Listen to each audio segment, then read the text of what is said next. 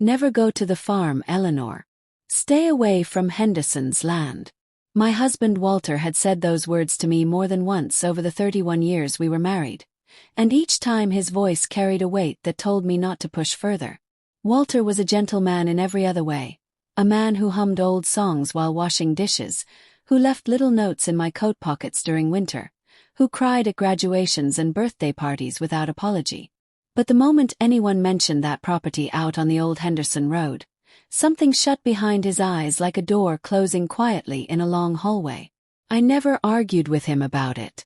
I never even asked him why. I simply accepted it the way you accept certain things about the person you love most, quietly and without demanding an explanation. But now Walter was gone. A stroke had taken him on a Tuesday morning in October, with no warning, no time for goodbyes. After 31 years together, I had become a widow at 63. With nothing but a hollow house, an untouched coffee mug on the kitchen counter, and questions I had never thought to ask while there was still time. Mrs. Eleanor Graves, the voice of Walter's attorney, a soft-spoken woman named Patricia Holt, drew me back into the present moment. We were seated in her modest downtown office 3 weeks after the funeral, surrounded by the kind of paperwork that turns a life into a checklist. "There is one additional matter," she said carefully, placing a small envelope on the desk between us. "If you're enjoying this story, please like and subscribe to Granny's Voice and tell me in the comments where in the world you are watching from." She slid the envelope toward me along with a tarnished old key tied to a piece of worn green ribbon. "What is this?" I asked, lifting the key slowly. "Your husband registered a property in rural Georgia under his name approximately 4 years ago," Patricia said. "He left specific instructions that you were not to be informed of its existence until after his passing. The deed has already been transferred to your name. All property taxes are paid through the next 6 years. He also opened a small maintenance account with enough funds to cover basic upkeep for a considerable time. A property in Georgia." I could barely form the words. Walter and I had lived in the same house in Tennessee our entire married life. He had never once mentioned owning land anywhere else. "It goes by the name Clover Hill Farm," Patricia continued, reading from her notes. "Public records show it changed hands 3 times in the past 40 years before your husband acquired it. It sits on approximately 87 acres in a county about 4 hours south of here." My mind kept circling back to the same thought. Walter, the man who told me everything, who called me from the grocery store to ask which kind of bread I preferred, had secretly purchased a farm and said nothing about it for 4 years. "Mrs. Graves," Patricia said more gently, "there's something else you should be aware of regarding that property." She folded her hands on the desk. "It has attracted a great deal of outside interest recently." "What kind of interest?" I asked. "A land development company has been in contact with the estate. Apparently, that region of Georgia has seen substantial growth in planned residential communities over the past 2 years. According to the inquiries we've received, Clover Hill Farm sits directly in the path of a proposed development corridor. The land has increased dramatically in assessed value." I sat back in my chair. Walter had been a retired school principal. We had a modest pension, a sensible savings account, and a vegetable garden that got a little too ambitious every summer. How had he afforded to purchase 87 acres of farmland? And why on earth would he keep it from me? Why would he forbid me from going there? I set the key down and reached for the envelope beneath it. My name was written on the front in Walter's unmistakable handwriting, the same careful print he had used on every birthday card he had ever given me. I opened it slowly, as though the letter inside might dissolve if I moved too quickly. "My dearest Eleanor," he wrote, "if these words have reached you, then I have already left, and I am more sorry for that than I can express in any letter. There is so much I should have said while I had the chance. I should have trusted you more. I should have told you everything from the very beginning. But I was afraid, and fear makes cowards of even the people who love most deeply. Clover Hill Farm is yours now. I have spent the last 4 years working on it quietly and carefully, because I wanted it to be right before you saw it. I know I told you never to go there. I am lifting that now. More than lifting it, I am asking you to go. I need you to go, Eleanor, before you decide anything about what to do with the land. Inside the main barn, on the wooden workbench along the north wall, you will find a locked tin box. The key to it is the small brass one taped to the back of our wedding photograph in the hallway at home. Open the box before you make any decisions. There is an explanation inside that I should have given you years ago. All my love, always your Walter. I pressed the letter against my chest and sat very still in that office while the world continued moving around me.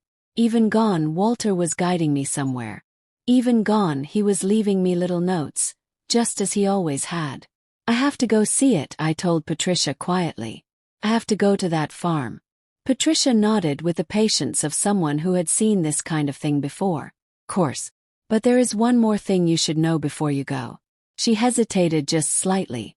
Walter's younger brother, Frank, has already been in contact with our office. He is contesting the will, specifically as it relates to the farm property. Frank claims the land should have come to him, that it was originally part of a family understanding about how certain assets would be handled. I felt a small cold feeling settle in my stomach.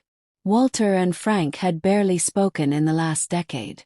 Walter never explained the distance between them beyond saying that some things between brothers go too deep to fix easily. Now, here was Frank, appearing at the edges of Walter's death with claims about property. The land is yours, Mrs. Graves, Patricia said firmly. The deed is clear and the will is valid. But you should be prepared for some resistance. I closed my hand around the old key with the green ribbon. I'm going to Georgia, I told her. Today if I can manage it. 2 days later, after a long drive through changing countryside, past small towns and open fields and stands of pine that grew taller as I moved further south, I turned off the main highway onto a narrow road marked only by a small wooden sign that said Clover Hill in faded black letters. The gate at the end of the road was simple, 2 wooden posts with a heavy iron latch, not locked, just resting closed. I parked, opened it myself, and drove through onto a gravel path that wound gently uphill between rows of old oak trees whose branches arched overhead like the ceiling of a church. Whatever I had expected from a secret farm belonging to a retired school principal, it was not this. The property was beautiful. Not grand, not showy, but beautiful in the quiet, steady way that things are beautiful when someone has tended them with genuine care over a long period of time. The grass was cut. The fences were straight. The oaks were old and enormous and deeply rooted. At the top of the hill sat a farmhouse painted soft white with green shutters. And behind it a large red barn that looked freshly repaired. Flower beds ran along the front of the house, their late-season blooms still hanging on in the October warmth. This was not a neglected secret. This was a place someone had loved.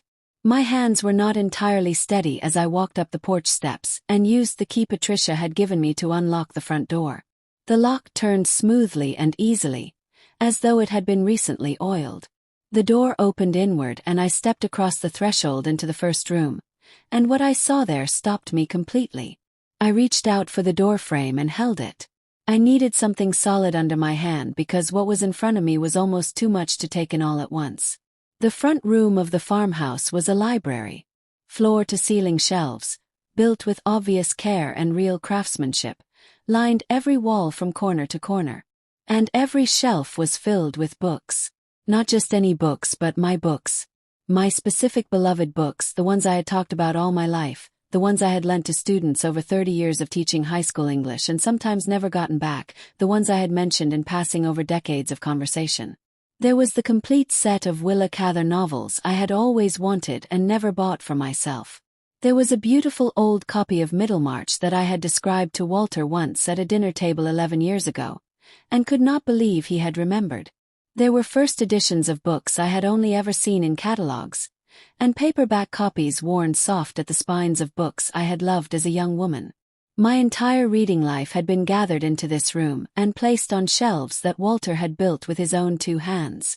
I could see where he had measured carefully, where he had sanded the wood smooth, where he had taken his time. And in the center of the room, beneath a window overlooking the oak trees, sat a reading chair, upholstered in fabric the color of dark moss, with a small lamp beside it and a little wooden table just the right size for a cup of tea. It was my chair. Not one I had ever owned, but the chair I had always described wanting someday when I had room for it. Walter had listened. Walter had always listened. I was still standing there in the middle of all those books, trying to breathe normally, when I heard the sound of tires on gravel. I moved to the side window and looked out. A dark pickup truck had pulled in behind my car, and from it stepped two men, both broad-shouldered, both with the same square jaw that Walter had carried. One of them I recognized from a photograph that was already a decade old. Frank Graves, Walter's younger brother, and beside him a younger man who had to be Frank's son. They walked toward the house with the unhurried certainty of people who had decided they had every right to be somewhere. I watched them approach and felt my heart rate climb. Walter's words about Frank had always been few and guarded. There was something between them that Walter had never fully explained to me, a long-ago fracture that had never healed. Seeing Frank here now, at Walter's secret farm, on the same day I had arrived for the first time, felt like something other than coincidence.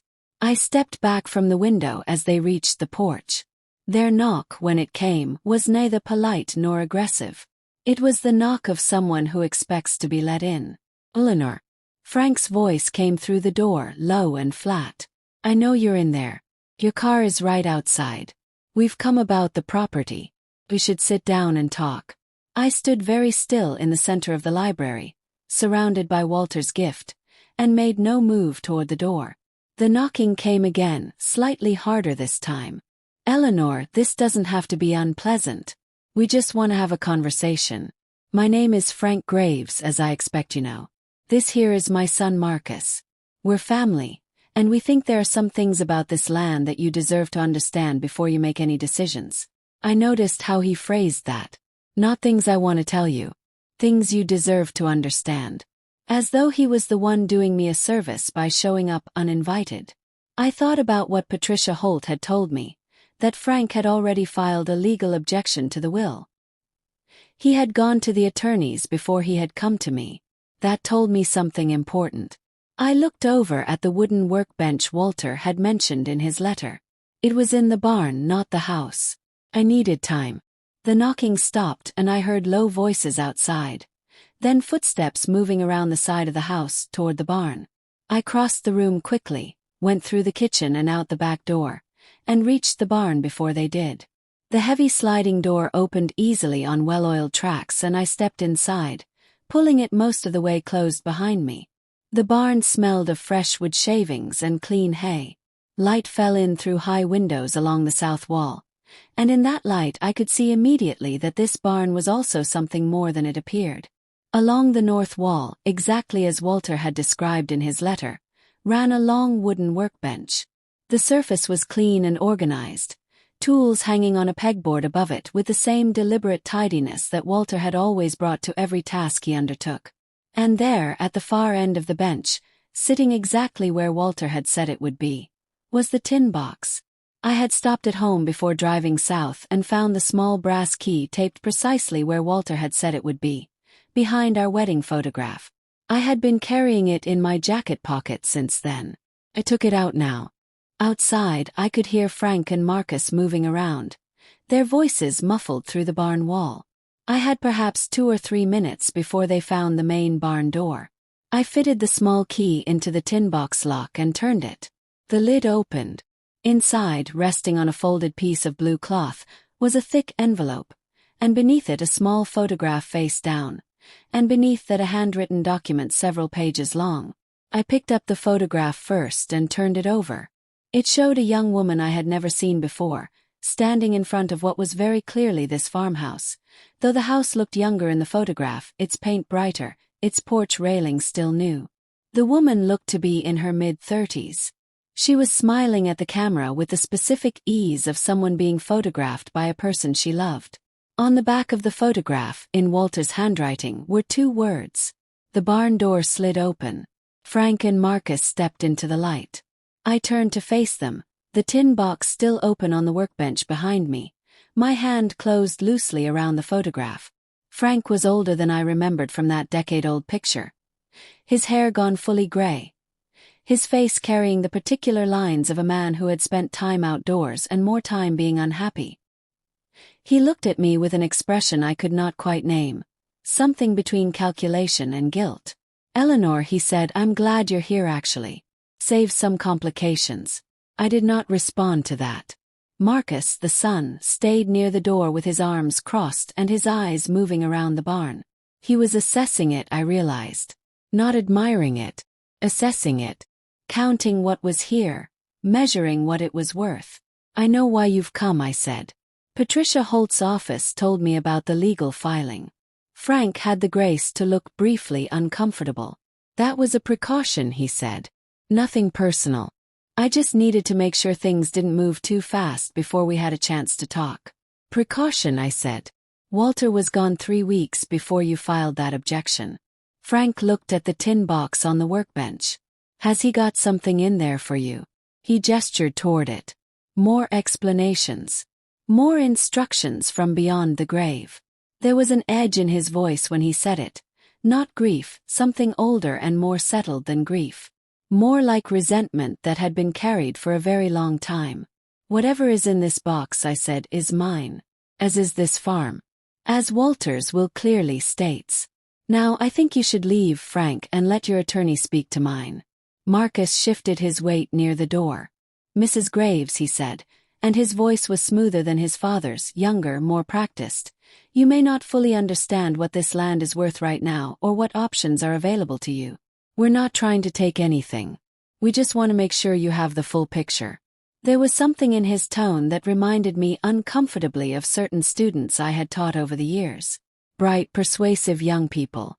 Who had learned early that charm could do some of the work that honesty was too slow for. I have a full picture, I told Marcus. Or I am in the process of getting one. And neither of those things requires the two of you to be here. Frank's expression shifted.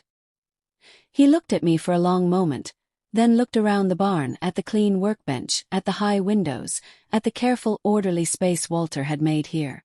Then he said something I did not expect. Did he tell you anything about my mother? The question landed differently than I was ready for. I looked at Frank, really looked at him. And underneath the resentment and the calculation I saw something else. Something raw and old and unresolved. Your mother, said. Frank nodded once. Because everything that happened between Walter and me, everything that put this farm between us, it all started with her. He sat down heavily on a hay bale near the door, as though the standing had suddenly become too much. Marcus moved toward him, uncertain. I stood where I was, the photograph still in my hand. The unopened thick envelope still in the tin box behind me. Part of me said to send them out and read Walter's letter alone first. Another part of me understood that whatever Frank was about to say was part of the same story. The same story that had been kept from me for 31 years. I turned back to the workbench and picked up the thick envelope.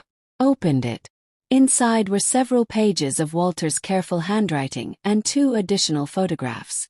I spread them on the workbench surface so I could see them. The first additional photograph showed 2 boys, young, maybe 10 and 12, standing on the porch of this very farmhouse. The older one had Walter's eyes and Walter's stillness even at that age.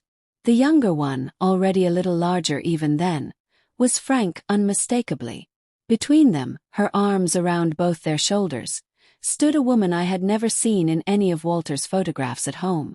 The same woman who appeared in the first photograph I had found. Who is she? I asked, though I thought I was beginning to understand. Frank looked at the photograph from across the barn. That's Ruth Henderson, he said. The woman who owned this farm. I looked at the name painted above the farm gate in my memory. Henderson's land. That was what Walter had always called it in his warnings to me. Henderson's land. Never go to Henderson's land. Ruth Henderson, Frank said quietly, was our mother's younger sister. She was our aunt. She lived here alone after her husband died. We spent summers here as boys. Walter loved it here more than anywhere in the world. When Ruth got sick about 15 years ago, she asked if one of us would take the property. She wanted it to stay in the family. She didn't want developers to come in and take it apart. Marcus had stopped moving near the door. He was listening now too. Waited. Frank rubbed his face with both hands, an exhausted gesture. Walter said he couldn't afford to take it on. We both had families, mortgages, all of it. And he was right. I believed him at the time. So Ruth signed it over to me instead. He took the debt along with the property.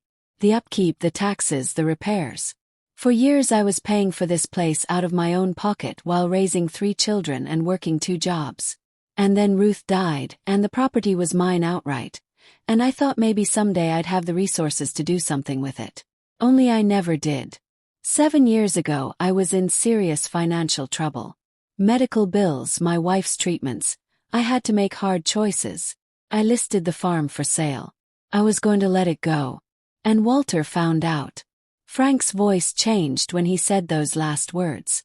Walter found out. There was something underneath that I couldn't quite place yet. And he bought it, I said. Frank looked up at me. He didn't tell me he was going to do it. He didn't come to me and say, Frank, I'd like to buy Clover Hill. Can we talk about a fair price? He went directly to the listing agent and put in an offer at full price without a single word to me. By the time I knew what had happened, it was done. The papers were signed. The property was gone. I absorbed that. I could see the wound in it. Not just the farm but the way it was done. Without consultation. Without a conversation between brothers. Frank, I said carefully, did you need money at the time? Badly. He was quiet for a moment. I needed more than full market price for a struggling rural property in a depressed county, he said finally. But full price would have helped. So why didn't Walter come to you first? Yes. Why did he go around you? Frank looked at his hands. Marcus had sat down near the door now. The assessment in his eyes replaced by something more attentive. Because Walter and I had already been arguing about Ruth's estate for years, Frank said. There were other items. A piece of jewelry of our grandmother's. Some family documents. Things I believed should have been shared and weren't. We'd said things to each other by that point that don't get unsaid easily. When I listed the farm, I think Walter saw a chance to secure the thing he loved most from our childhood without having to go through me. And he could do it at a distance. Without facing me. I thought about the Walter I had known. The thoughtful, patient man who left notes in coat pockets. But also a man who had carried something quiet and unresolved for all the years I had known him. A man who had never, in 31 years, explained to me why he kept a farm secret or why he warned me away from it. A man who, it seemed, had also handled something with his brother in a way that avoided the necessary conversation. That sounds like him, I said softly. Not cruelly. Just honestly. Frank looked up at me, surprised. What does? Solving a problem quietly, I said. Making sure the outcome was the one he wanted, without having the argument first. Frank almost smiled.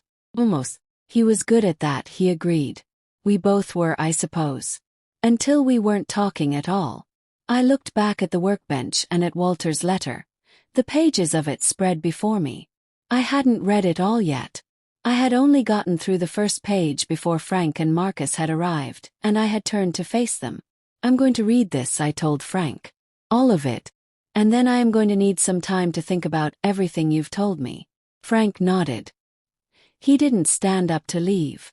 I found I didn't ask him to. There was something unfinished between all of us in that barn, and rushing it felt wrong. I turned to the letter. Walter's handwriting covered 6 pages in his careful print. Eleanor, he began on the second page, I need to tell you about Frank and about what I did and why I did it badly. I want to explain Clover Hill and Ruth and the summers we spent here as boys, because without that, this place will never make the sense I need it to make to you. When I was 11 years old and Frank was 9, our parents sent us to spend the summer with Aunt Ruth while our mother recovered from a long illness. We arrived here on a hot June morning and I remember the way the oak trees looked when we came up the drive. I remember thinking that I had never seen a place so full and so quiet at the same time. Ruth Henderson was our mother's sister, and she was everything our house during that difficult year was not. She was steady, she was calm, she laughed easily and often, and she made everything feel manageable. She grew vegetables and tended bees and painted watercolors of the fields in the afternoons. We spent 3 months with her that summer and 3 more summers after that, and in all those years I never once felt afraid or uncertain at Clover Hill. It was the most peaceful place I had ever known, and when I grew up and built my life with you, Eleanor, I carried it somewhere inside me always, the way people carry a specific feeling from childhood that they can never quite explain to anyone who wasn't there. When Ruth became ill and asked which of us would take the farm, I told her I couldn't afford it. That was true as far as it went. But the deeper truth was that I couldn't bear to own it outright and then lose it, which I was afraid would happen given our financial situation at the time. So Frank took it. And when Frank struggled with it for years, I felt guilty and helpless. We argued about Ruth's other belongings. We said hard things. And by the time Frank listed the farm for sale, I was afraid that if I called him to discuss it, he would refuse to sell it to me out of spite, or that the conversation would collapse into all the old arguments, and the farm would be sold to strangers before we resolved anything. So I went around him. Walter's handwriting slowed on the page here, as though the pen had paused. I have regretted how I did that ever since. Not the buying. I don't regret having Clover Hill. But the way I did it, cutting Frank out, not giving him the dignity of a direct conversation, that was wrong of me, and I knew it was wrong even as I was doing it. I am not proud of that. I sat with those words for a moment. In 31 years, I had never heard Walter admit so plainly that he had done something wrong. He was a good man, but good men are not always honest about their failures, particularly the ones that involve the people they love most. I heard Frank exhale slowly across the barn. Had he heard the letter from where he sat? I looked back. He wasn't close enough to read over my shoulder, but something in my posture must have told him where we were in the story. Is he explaining the purchase? Frank asked. He nodded. He's explaining it honestly, I said. Frank was quiet for a moment. Then he said, Walter could have just called me. I know, I said. He knows it too. I turned back to the letter. Why didn't you tell me about any of this? I asked Walter silently, turning the pages. And then on the 4th page I found the answer. Eleanor, I know you are wondering why I kept all of this from you. There are 2 reasons, and I want to be honest about both of them. The first is that I was ashamed. Not of the farm, never of Clover Hill, but of how I had handled Frank. You have always been the more gracious one between us. You always found the generous path in difficult situations.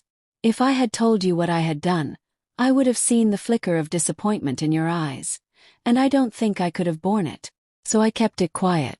I told myself I would fix things with Frank before I ever brought you to the farm, and that way you would only know the resolved version of the story.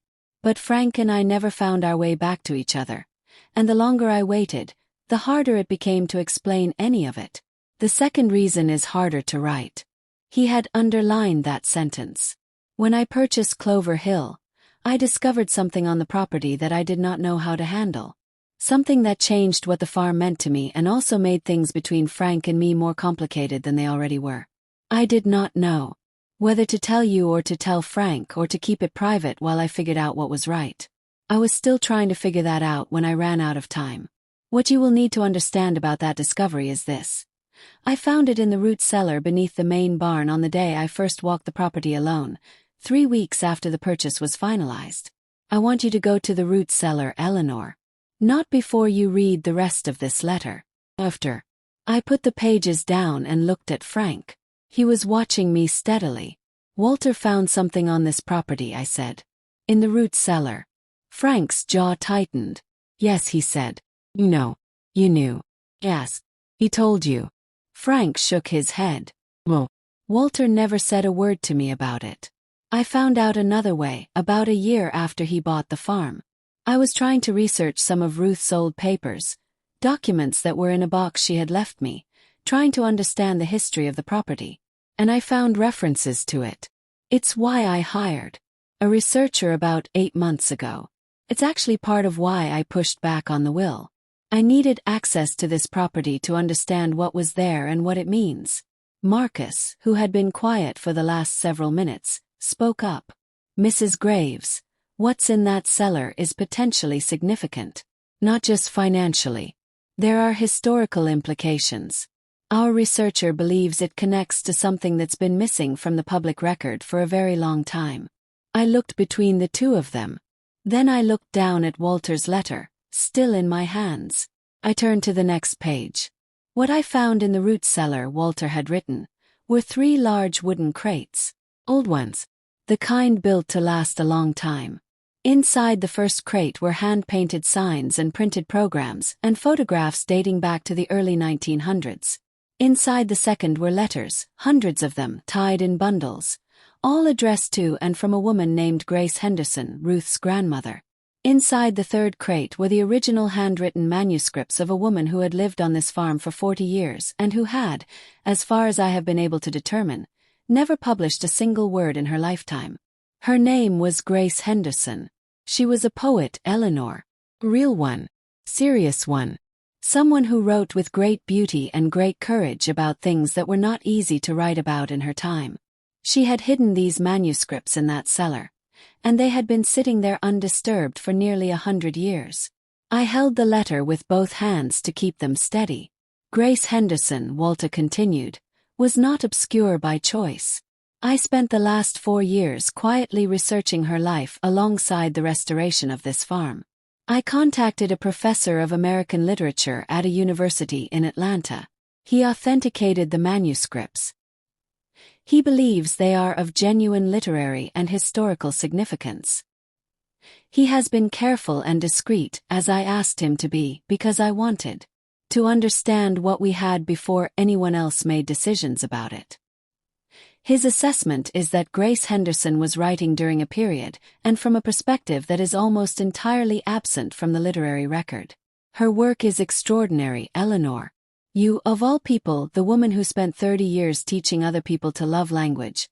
You would know that better than anyone once you read them. I set the letter down. My breath had gone strange and shallow. 100 years of hidden poetry, written by a woman who had lived on this land, kept in a root cellar under the barn of a farm my husband had secretly purchased and secretly restored and secretly left to me. I looked at Frank. He was watching my face. "How much do you know about Grace Henderson?" asked him. "Not enough," he said. That's the honest answer. Ruth knew she existed, I think. There were hints in the family stories. A great-grandmother who was called unusual by people who didn't mean it kindly. But Ruth never said anything specific. If she knew about the cellar, she kept that to herself too. "And you found out from the research papers Ruth left you?" said. Frank nodded. There were references to writings. To something being kept safe on the property. I didn't know what it meant until our researcher started piecing it together. "Mrs. Graves," Marcus said again. More quietly this time, the legal filing my father made, it was driven partly by this. Not entirely by land value. We weren't sure how to approach you about it, and the attorney said a formal filing was the safest way to preserve our access to the records until we could explain everything. I looked at Marcus carefully. He was younger than I had given him credit for. Somewhere in his mid-30s, close to the age Grace Henderson had been in the photograph. The smooth calculation I had seen when he first walked in had been replaced by something more genuine. Whatever the attorneys had said, whatever decisions had been made about filings and legal strategy, there was a real thing at the center of this, and he knew it. "You should have come to me first," I said to Frank. "Not to the attorneys." "Me." Frank looked at his hands again. "I didn't know you," he said plainly. "Walter kept us completely separate. I didn't know if you knew about the farm or about Grace Henderson or about any of it. I didn't know what kind of person you were, whether I could trust you to take it seriously. And I suppose I was angry," I said, still about the old wound. He paused. "Both things can be true at once." "They can," I agreed. I picked up the remaining pages of Walter's letter. He had written 2 more after the revelation about Grace Henderson. On the 5th page, he had written about what he wanted to happen next. "Eleanor, I have done a great deal of work to preserve what Grace Henderson left behind. The manuscripts are catalogued and stored properly now. The professor in Atlanta, his name is Dr. James Oren, has been waiting for my decision about how to proceed. I was not ready to decide until I had shown it all to you first. I want you to read her work before anything else happens. Not as an exercise or an obligation. 'Cause I think her words will move you the way they moved me. She wrote about this land. About the fields and the bees and the oak trees and the long Georgia summers. She wrote about love and silence and the particular loneliness of being understood only by the land beneath your feet. She wrote things that should have been in front of readers 100 years ago. That they weren't is a loss I cannot fully account for. What you do with them is your choice, Eleanor. You are the one who will understand best what they deserve. But I will tell you what I believe. I believe Grace Henderson spent her life on this farm writing in secret and keeping silent in public, and that somewhere in her, she hoped that someday the right person would find what she left behind and know what to do with it. I think you are that person. I always thought you would be the one who understood things that I only managed to love imperfectly. I had to stop reading. The barn was very quiet. Outside, the October light had started to shift toward afternoon, coming lower through the high windows and falling in long golden angles across the workbench and the floor. Frank and Marcus were both still, as though they understood that I needed the silence. After a while I picked up the last page. It was shorter than the others. My darling Eleanor, the library in the house is for you because you have spent your life surrounding other people with books and I wanted to surround you with them once.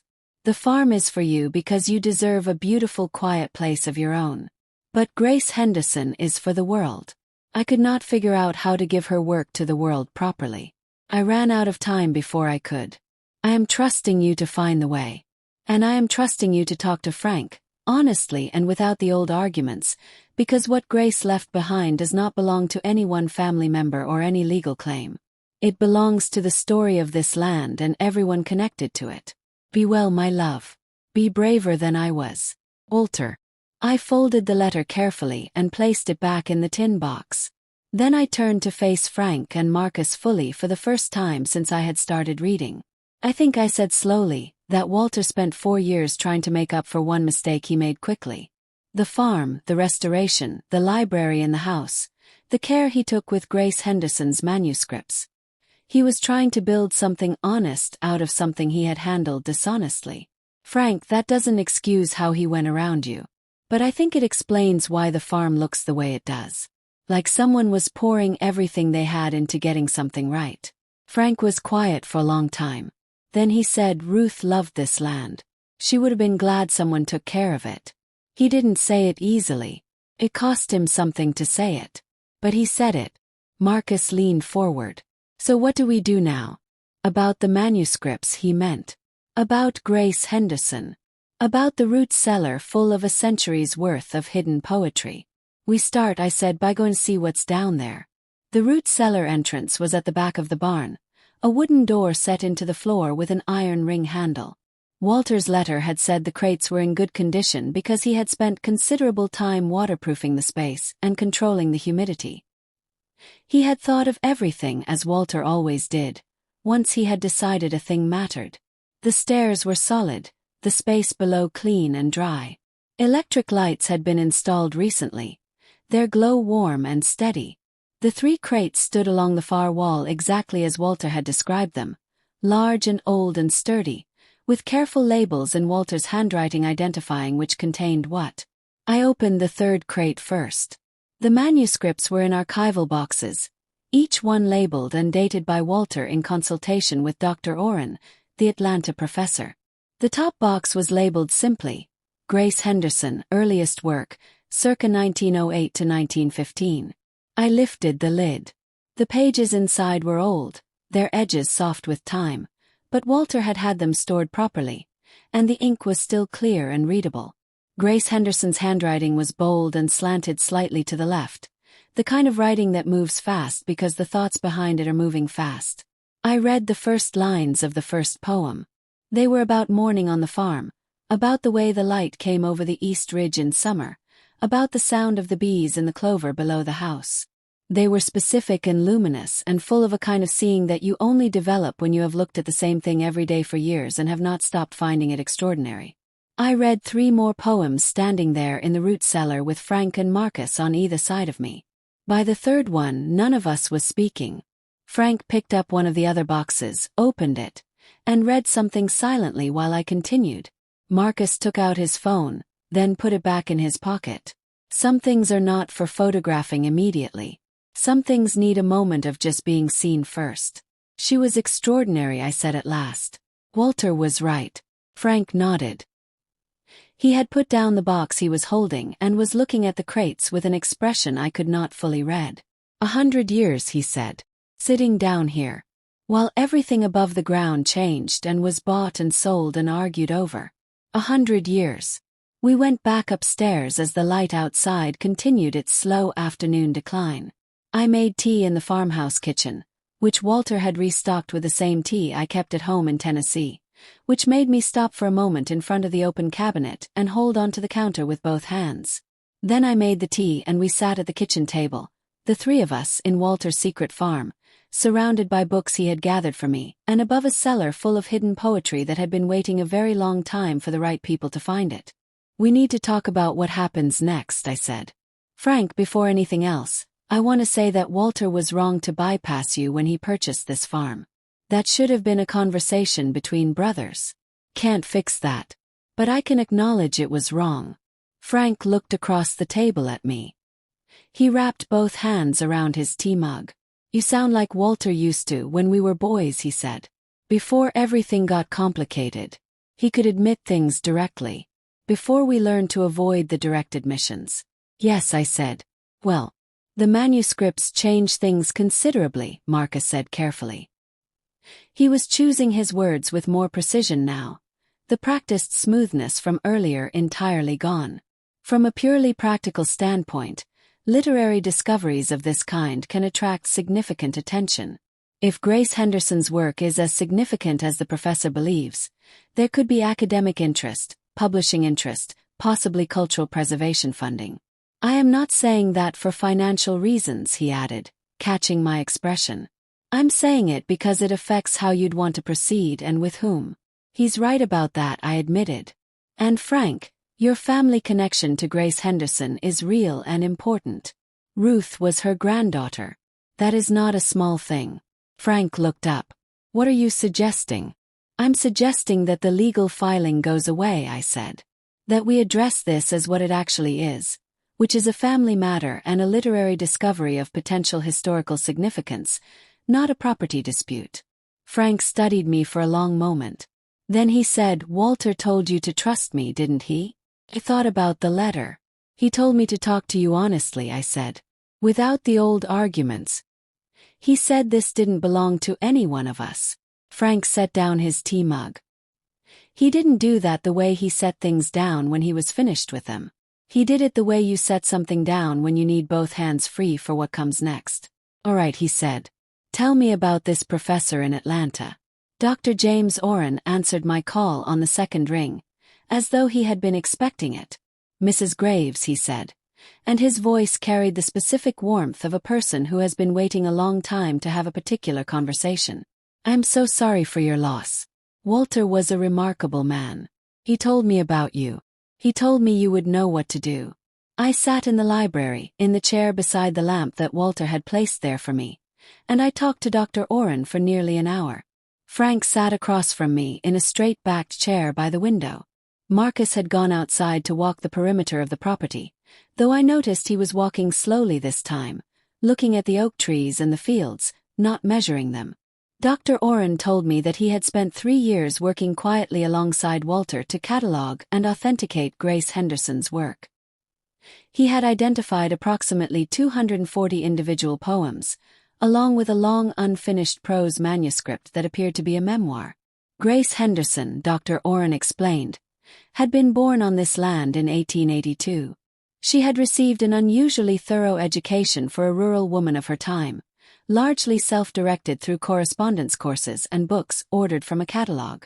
She had married at 23 and been widowed at 29, after which she had returned to Clover Hill and lived there alone for the remaining 40 years of her life. She had written consistently throughout that time. She had sent poems to exactly one literary journal, a small one in Atlanta, in 1921. They had been rejected. After that she had stopped trying. But she had not stopped writing. She simply shifted from writing for publication to writing for whatever it is that makes people keep doing a thing even when the world has suggested they stop. She wrote for the land, Dr. Oren said. I believe she wrote for posterity, though I don't think she used that word. I think she wrote because she could not write, and because somewhere she believed that eventually the right time would come for the words to be read. She was right about that, I said. She was indeed, Dr. Oren said. He paused.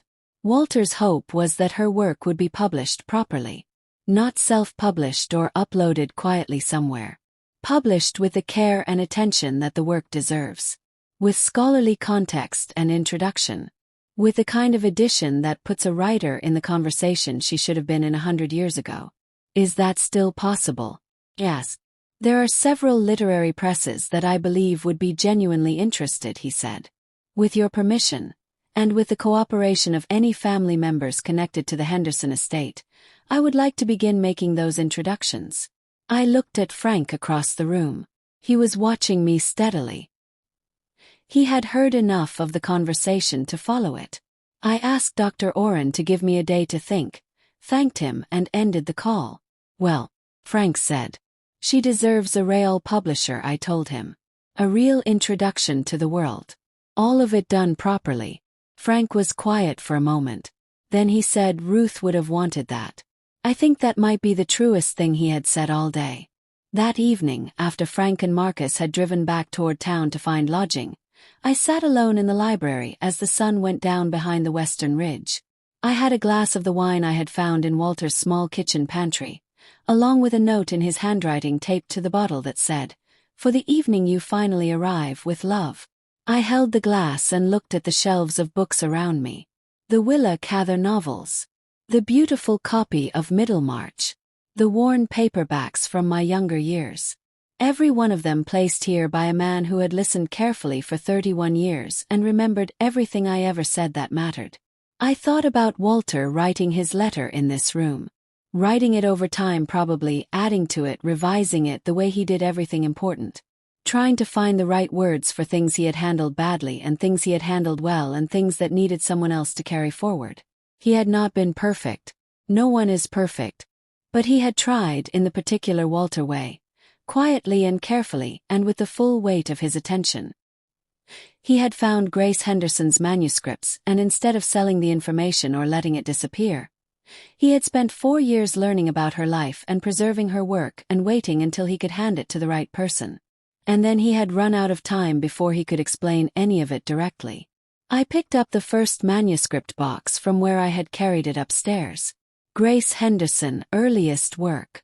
I opened it and read until the room grew dark, then turned on the small lamp beside the chair and kept reading. She was extraordinary. She wrote about bees and light and solitude and the particular knowledge that comes from watching one piece of land across all 4 seasons for many years. She wrote about grief without self-pity and about joy without apology, and about the strange freedom of living outside the expectations of people who had not paid careful enough attention to know what you were. I read for 3 hours and then I set the manuscript carefully back in its box and sat in the quiet of Walter's library, and thought about a woman who had lived on this land 100 years ago and written in secret because the world was not ready for what she had to say. And then I thought about Walter, who had found her words and thought of me. I understood, sitting there, why he had forbidden me from coming. It wasn't that the place was terrible. It was that it wasn't ready. He had needed time to make it right, to prepare the library and restore the farmhouse and learn what was in the cellar and figure out what it meant and who should know and how it should be handled. He had been building something for me, and he had died before he could open the door himself and say, "Here, Eleanor. Here is what I made for you. Here is what I found for you. Here is what I am asking you to carry forward." The next morning I called Patricia Holt before I called anyone else. "I want to discuss Frank Graves' legal filing," I told her. "I think there is a path forward that resolves everything without litigation. I also want to discuss the Henderson manuscripts and what legal protections we should put in place around them." Patricia took notes efficiently and asked the right questions. After I hung up, I walked down to the root cellar again, not to read, just to look. The crates were there in the clean, dry space Walter had prepared. 100 years of words, waiting with the particular patience of things that know they are going to be found eventually. "Good morning," I said aloud, which was not something I had ever expected to say to a root cellar. But it felt correct. Then I went back upstairs and started making a list. The list was long and had many items on it involving attorneys and literary academics and archival consultants and proper publishing approaches for historically significant manuscripts. But the first item on the list was simpler than all of those. Call Frank and Marcus. Look, honestly. Begin there. Frank arrived at the farm at 9 the next morning. He had called ahead this time, which was different from the day before.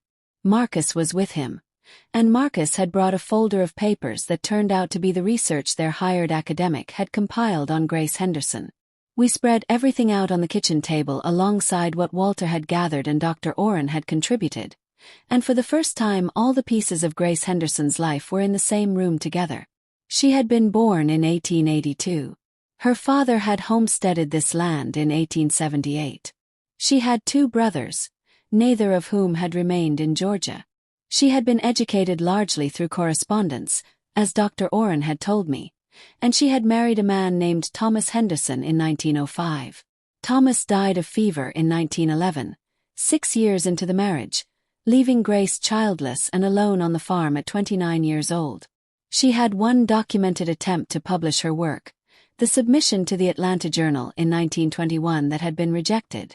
And then, the public record of Grace Henderson contained almost nothing more until her death in 1952 at the age of 70.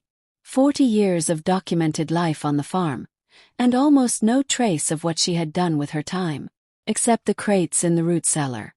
She kept herself out of the record on purpose, Marcus said, studying the research notes.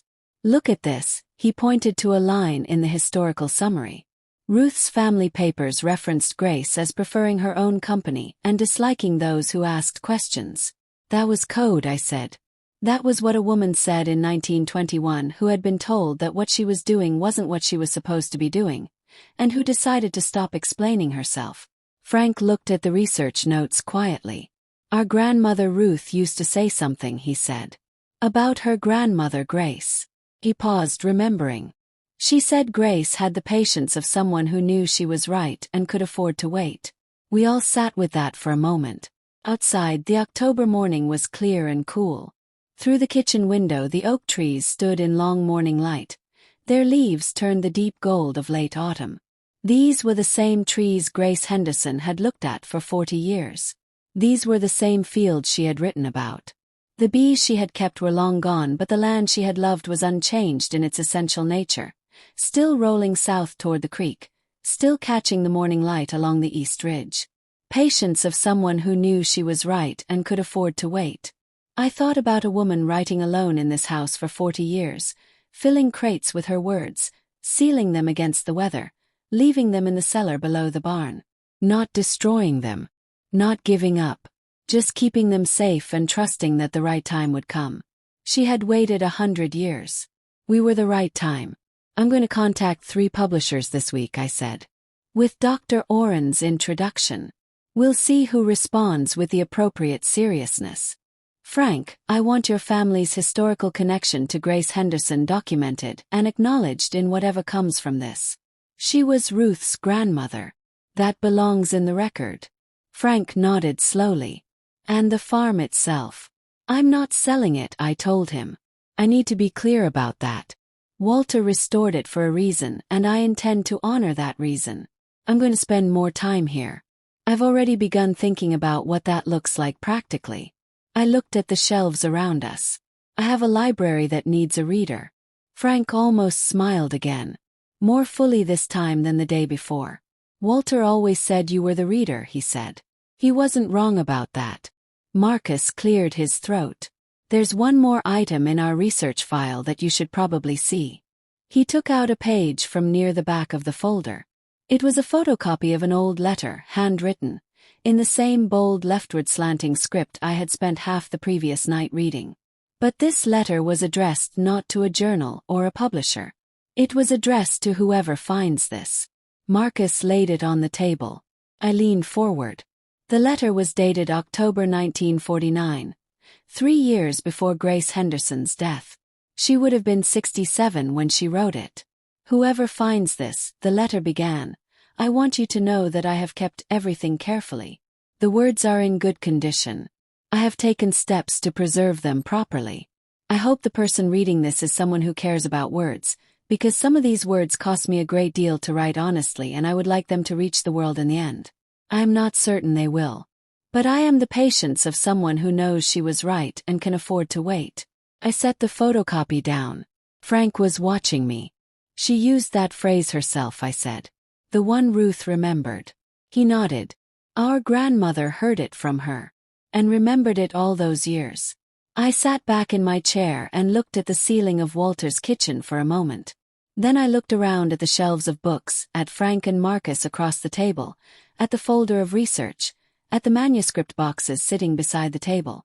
Grace Henderson had written a letter in 1949 to whoever finds this, and here we were, 3 generations later, finding it. She had been right. She had had the patience, and it had paid off, not in the time she lived in, not in the world that had been too small for what she had to say, but here in October in a restored farmhouse, with her words finally about to move toward the readers they deserved. I thought about Walter finding that letter in the root cellar on the day he first walked the property alone, 3 weeks after buying it without telling Frank. I thought about what it must have felt like to open a crate in a cellar and find 100 years of hidden poetry, and a letter from a dead woman saying she had been patient and she believed the right person would come. He had believed that too. He had believed it was me. I called Dr. Oren that afternoon. Frank and Marcus stayed while I made the call, and I put it on speaker so that everyone in the kitchen could be part of the conversation. Dr. Oren, I said, I am ready to move forward. I have the Henderson family with me and their full cooperation. We would like to discuss next steps for Grace Henderson's manuscripts. There was a pause on the line and then a sound that I recognized as the particular exhale of a person who has been holding something for a long time and can finally let it go. Mrs. Graves, he said, this is a good day. It is, I told him. It really is. Over the next 2 hours, with Frank and Marcus at the table and Dr. Oren on the phone, we began to build the outline of a plan. The manuscripts would be formally catalogued and conserved by a professional archivist. Dr. Oren had 3 in mind, all experienced in literary materials of this age and type. A selection of the poems would be prepared for submission to a major literary press, along with Dr. Oren's scholarly introduction and a history of the farm and the Henderson family. If a publisher expressed serious interest, a fuller collected edition would follow. Frank's family connection would be documented clearly. Ruth's role as Grace's granddaughter, the chain of land ownership, the history of Clover Hill as both a family farm and a literary site. These were not incidental details. They were part of Grace Henderson's story, and they would be treated as such. By the time we finished, the October afternoon had deepened into early evening. Frank and Marcus sat across the table from me in Walter's kitchen, surrounded by research and manuscript boxes, and the quiet particular to a place where something real has just been decided. Frank, I said, Walter's legal filing against Walter's estate. He nodded once. I'll call the attorney in the morning, he said. Done. I looked at him. Do you want to come back here? Yes. To the farm. Occasionally. It was Ruth's grandmother's land. It's part of your history too. Frank was quiet for a long time. Then he said, I'd like to see the library. I know Walter built it for you, but I'd like to see it. I took Frank and Marcus into the library as the light failed outside and the lamp by the reading chair came on in the corner. Frank walked along the shelves slowly, reading titles, touching spines the way people touch things they are trying to believe are real. He stopped in front of one section and stood there for a moment. Walter put these in here. All of them? Yes, I said. He must have started collecting them the same month he bought the farm.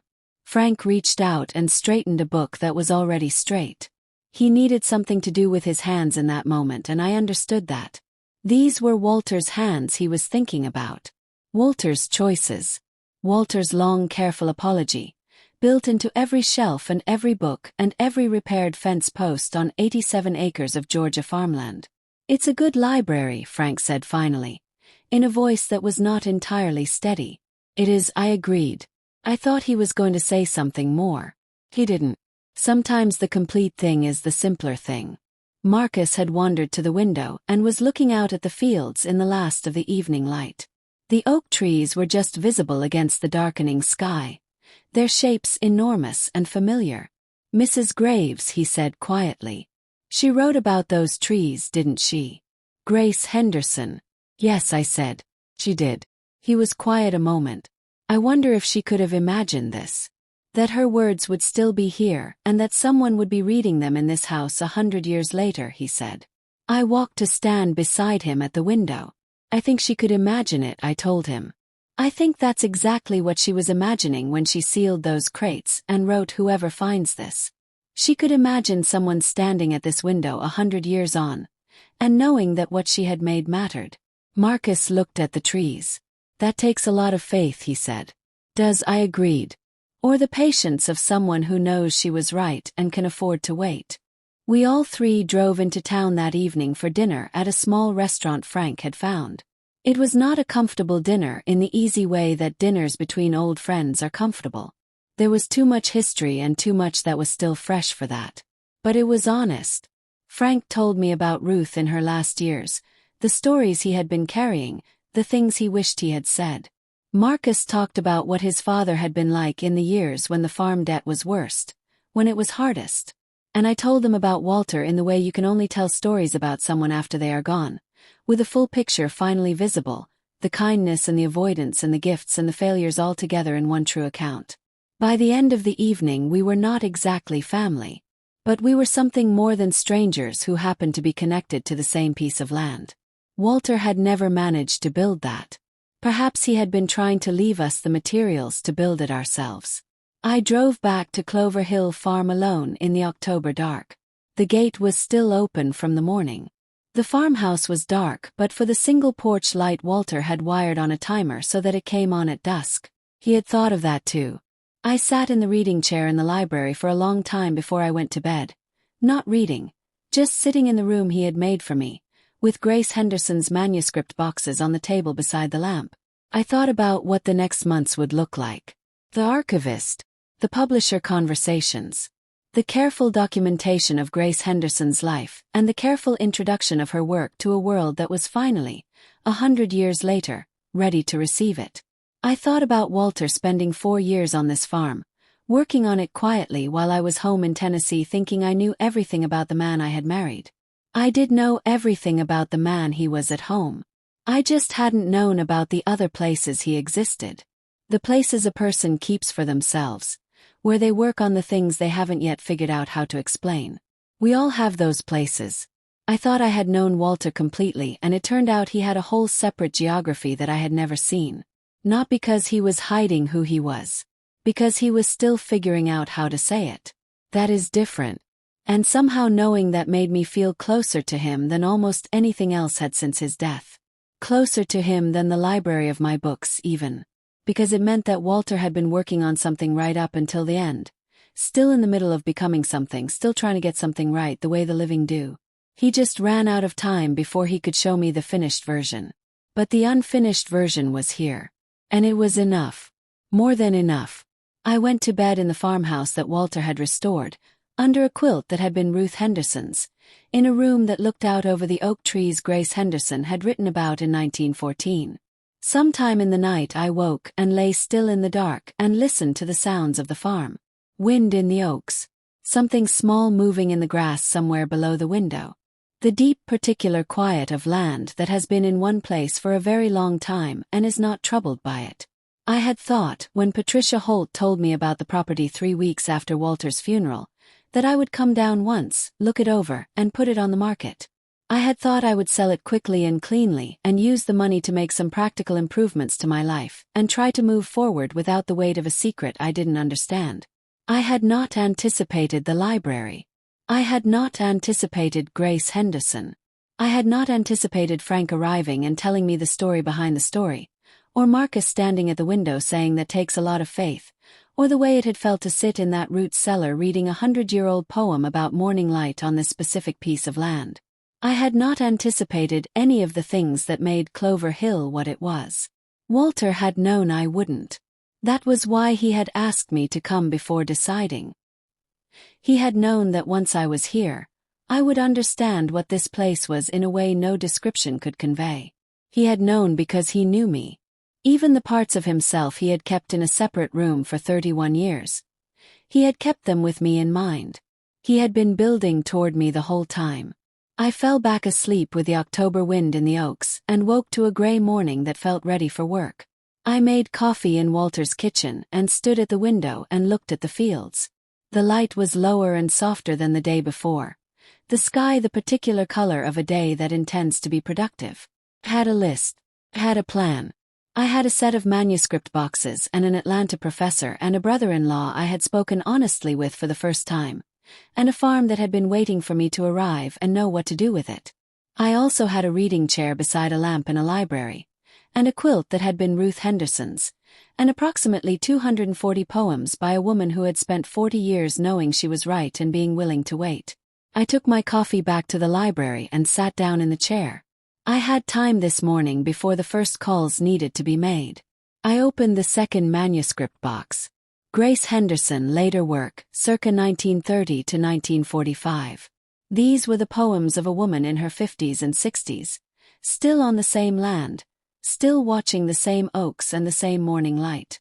But the voice in them had changed in the way voices change when someone has been doing the same thing for 20 years and has moved past trying to prove anything and arrived somewhere quieter and more certain. She wrote about grief in these later poems with a particular authority of someone who had carried it long enough to know its exact weight and dimensions. She wrote about solitude not as deprivation but as a specific country with its own geography and its own beauty and its own demands on the person who lives there. She wrote one poem about a tin box. I stopped when I read that one. I read it 3 times. It was not specifically about a tin box on a workbench in a root cellar, of course. It was a poem about keeping things safe until the right time, about the act of preservation as its own kind of faith, about the gap between the moment a thing is made and the moment it is understood. But I could not read it without thinking about the tin box on Walter's workbench, the one with the green ribbon key, the one that had been waiting for me at the end of my husband's careful chain of instructions. Grace had written this poem in 1936. Walter had found it in 1941 or thereabouts, from the dates in the research. He had never mentioned to Dr. Oren which specific poem had moved him most deeply. But I would have bet the farm literally that it was this one. We are halfway through the story, and if you haven't subscribed to this channel, kindly subscribe to this channel because there's more amazing stories coming. Let's continue with the story. I went back through Walter's letter in my mind, the parts one had read in the barn and the parts one had read in the library afterward. He had written that reading Grace Henderson had solidified something in him, had clarified what he wanted to do with the farm and with the discovery he had made. I thought he had meant it in a general inspirational sense. But now I wondered if he had meant it more specifically than that. If he had read a poem about keeping things safe until the right time and thought, yes, that is what I am doing. That is the right frame for all of this. The farm as a tin box. The library as a tin box. Walter's letters to me as a tin box. Everything sealed carefully and labeled and stored in a dry, clean place, waiting for the right key in the hands of the right person. I closed Grace Henderson's manuscript box and held my coffee and looked at the oaks through the library window. Then I picked up my phone and called Dr. Oren. "Good morning," I said when he answered. "I have a specific question about the manuscript collection. I'd like to know if there is a poem, probably from the 1930s, about preservation and waiting, about keeping something safe until its time comes." There was a brief pause and then he said, "Yes, there is. We call it internally the Tin Box poem, though she didn't give it a title. It was Walter's favorite of the entire collection. He mentioned it in our first meeting." I sat back in the reading chair. "Course it was," I said. "Course it was." Dr. Oren was quiet for a moment on his end of the line. "She was writing about herself," he said. "About her own practice. About why she kept writing even after the rejection, even without any expectation of publication in her lifetime. She was writing about what it means to keep making something when the world isn't ready for it yet." "Yes," I said. "You know." And then I told him about Walter's letter and about the tin box on the workbench and the green ribbon key and the chain of instructions that had led me from a lawyer's office in Tennessee to a root cellar in Georgia. Dr. Oren listened without interrupting. When I finished there was a long pause. Then he said, "Walter told me once that he thought the farm was his greatest act of love. I assumed he meant the restoration, the library, all the practical work he put into it. But I think now he might have meant something simpler than that. He found Grace Henderson, and he chose to give her to the person who would understand her best. That was the greatest act. The rest was just the container. I sat with that for a long time after we hung up. The container. Tin box. The farm. The library. Walter, building something beautiful and solid to hold the thing that really mattered. Which was the words of a woman who had spent 40 years writing alone on this land, and trusting that eventually the right person would arrive and know what to do. Walter had been the right person to find her. I was the right person to carry her forward. The container was passed now from one careful set of hands to another. 3 weeks later I was back in Tennessee, but only briefly. I had gone home to pack more of my things, to arrange for a colleague to cover my remaining responsibilities, to set up a longer stay at Clover Hill Farm. Frank had called twice during those 3 weeks, once to confirm that the legal filing had been formally withdrawn, and once to share a memory Ruth had told him as a child about Grace Henderson walking the East Ridge every morning before anyone else was awake, in all weather, in all seasons, for as long as anyone could remember. The detail felt right for the biographical introduction that Dr. Oren was now drafting. I gave it to him and he thanked me and said it was exactly the kind of human texture that made a writer's life real to future readers. My daughter Caroline called from Portland while I was packing boxes. Caroline was 35, sensible, loving, and had spent the last month worrying about her mother alone in a farmhouse in Georgia that none of us had known existed 3 weeks ago. "Mom, are you really staying there?" she asked. "For a while, yes," I told her. "Your father built a library for me. I feel I owe it to him to use it." There was a pause on Caroline's end. "He built you a library," she repeated. "From scratch." "The shelves, yes," I said. "And he filled it with books. All the right books."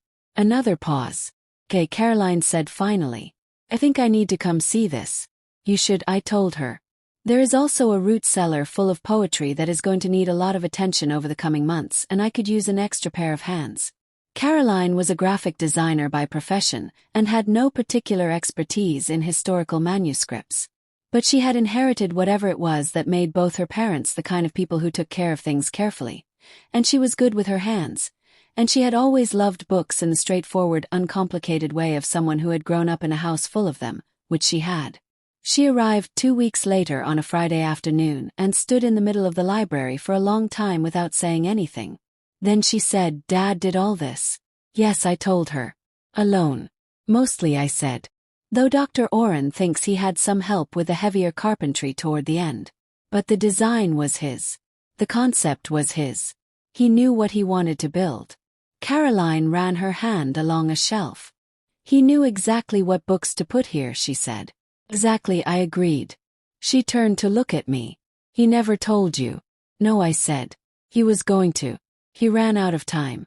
Caroline looked at the shelves for another long moment. Then she said, "That sounds like Dad." "Yes," I said. "Really does." She spent the first day of her visit reading Grace Henderson. I had told her about the manuscripts before she arrived, but telling someone and putting Grace Henderson's actual words in their hands are two different things. Caroline sat in the reading chair with the third manuscript box, the one labeled Middle Period, and she read for 4 straight hours while I worked at the kitchen table on organizational correspondence with Dr. Oren and the archival conservator he had recommended. At one point I looked up and Caroline had set the manuscript box on the side table and was sitting perfectly still, looking out the window at the oaks. I recognized the expression. It was the expression of someone who has just read something that changed the size of the room they were sitting in. I went back to my correspondence. Some moments are private even between a mother and her daughter. At dinner that evening Caroline said she was lonely. Grace Henderson. But she wasn't diminished by it. "There's a difference." "I know," I said.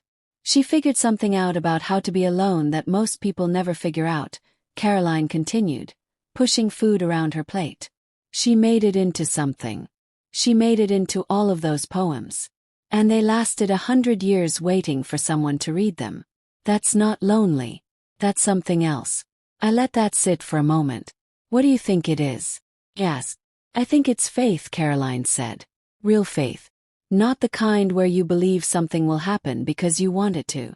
The kind where you do the work and seal the crate and trust that the world will catch up eventually, even if you're not there to see it. I looked at my daughter across Walter's kitchen table.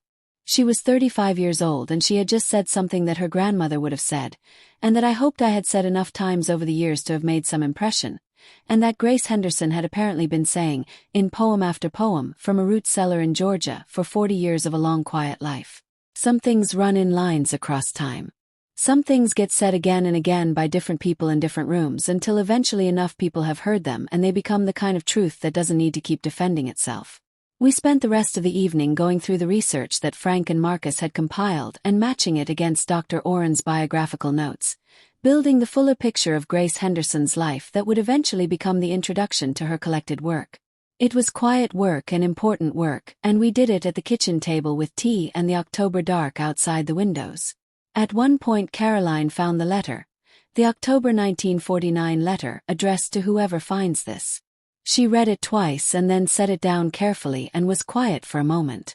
She knew she was right, Caroline said. She put it in writing because she was sure. Yes, I said. And she was. Caroline looked up at me. Do you think she knew it would take this long? Thought about that. I think she knew it might take a very long time, I said. And she decided that was all right. That the words were worth the wait regardless of how long the wait turned out to be. Caroline nodded slowly. Dad found her, she said. After all that time, the person who found her was Dad, who then spent 4 years trying to figure out how to give her to you. Yes, I said.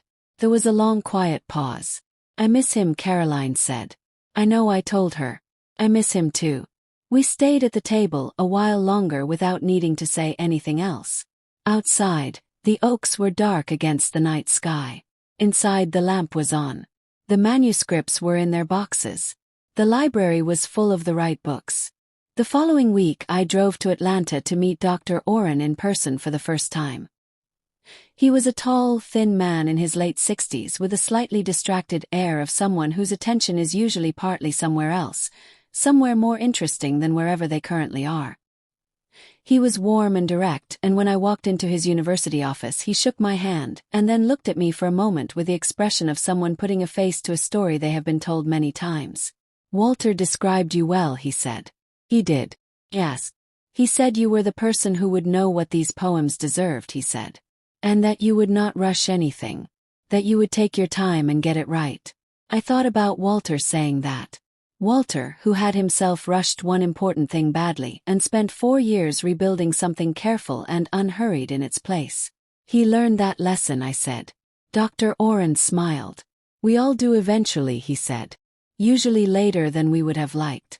We spent the morning in his office reviewing the full manuscript catalog, the authentication documentation, and the selection of poems he had identified as the strongest candidates for the lead publication. He had arranged for the head of a respected literary press to join us for lunch. The editor's name was Diane, and she was my age, and she had been in the business of publishing serious literary work for 30 years. She had seen the sample Dr. Oren had sent her, and she had driven 3 hours to be at this lunch. That was enough of an answer on its own. Over the meal, as the three of us talked about Grace Henderson and what she had written and where it belonged in the larger conversation of American literature, I watched Diane's expression move through the same stages I had moved through in the root cellar and the reading chair. The careful attention, then the surprise, then the recognition of something real, then the particular certainty of a person who has just understood what they are looking at. This is extraordinary work, she said. How is it possible that no one has encountered this before? 'Cause she hid it, I said. Deliberately and carefully and for a very long time. Diane looked at me. Why? Because the world wasn't ready for it when she was alive, I said. And she knew it. And she decided to wait. Diane was quiet for a moment. Then she said, "We're ready now." "Yes," I said. "Believe you are." She made a formal offer of interest before we left the restaurant.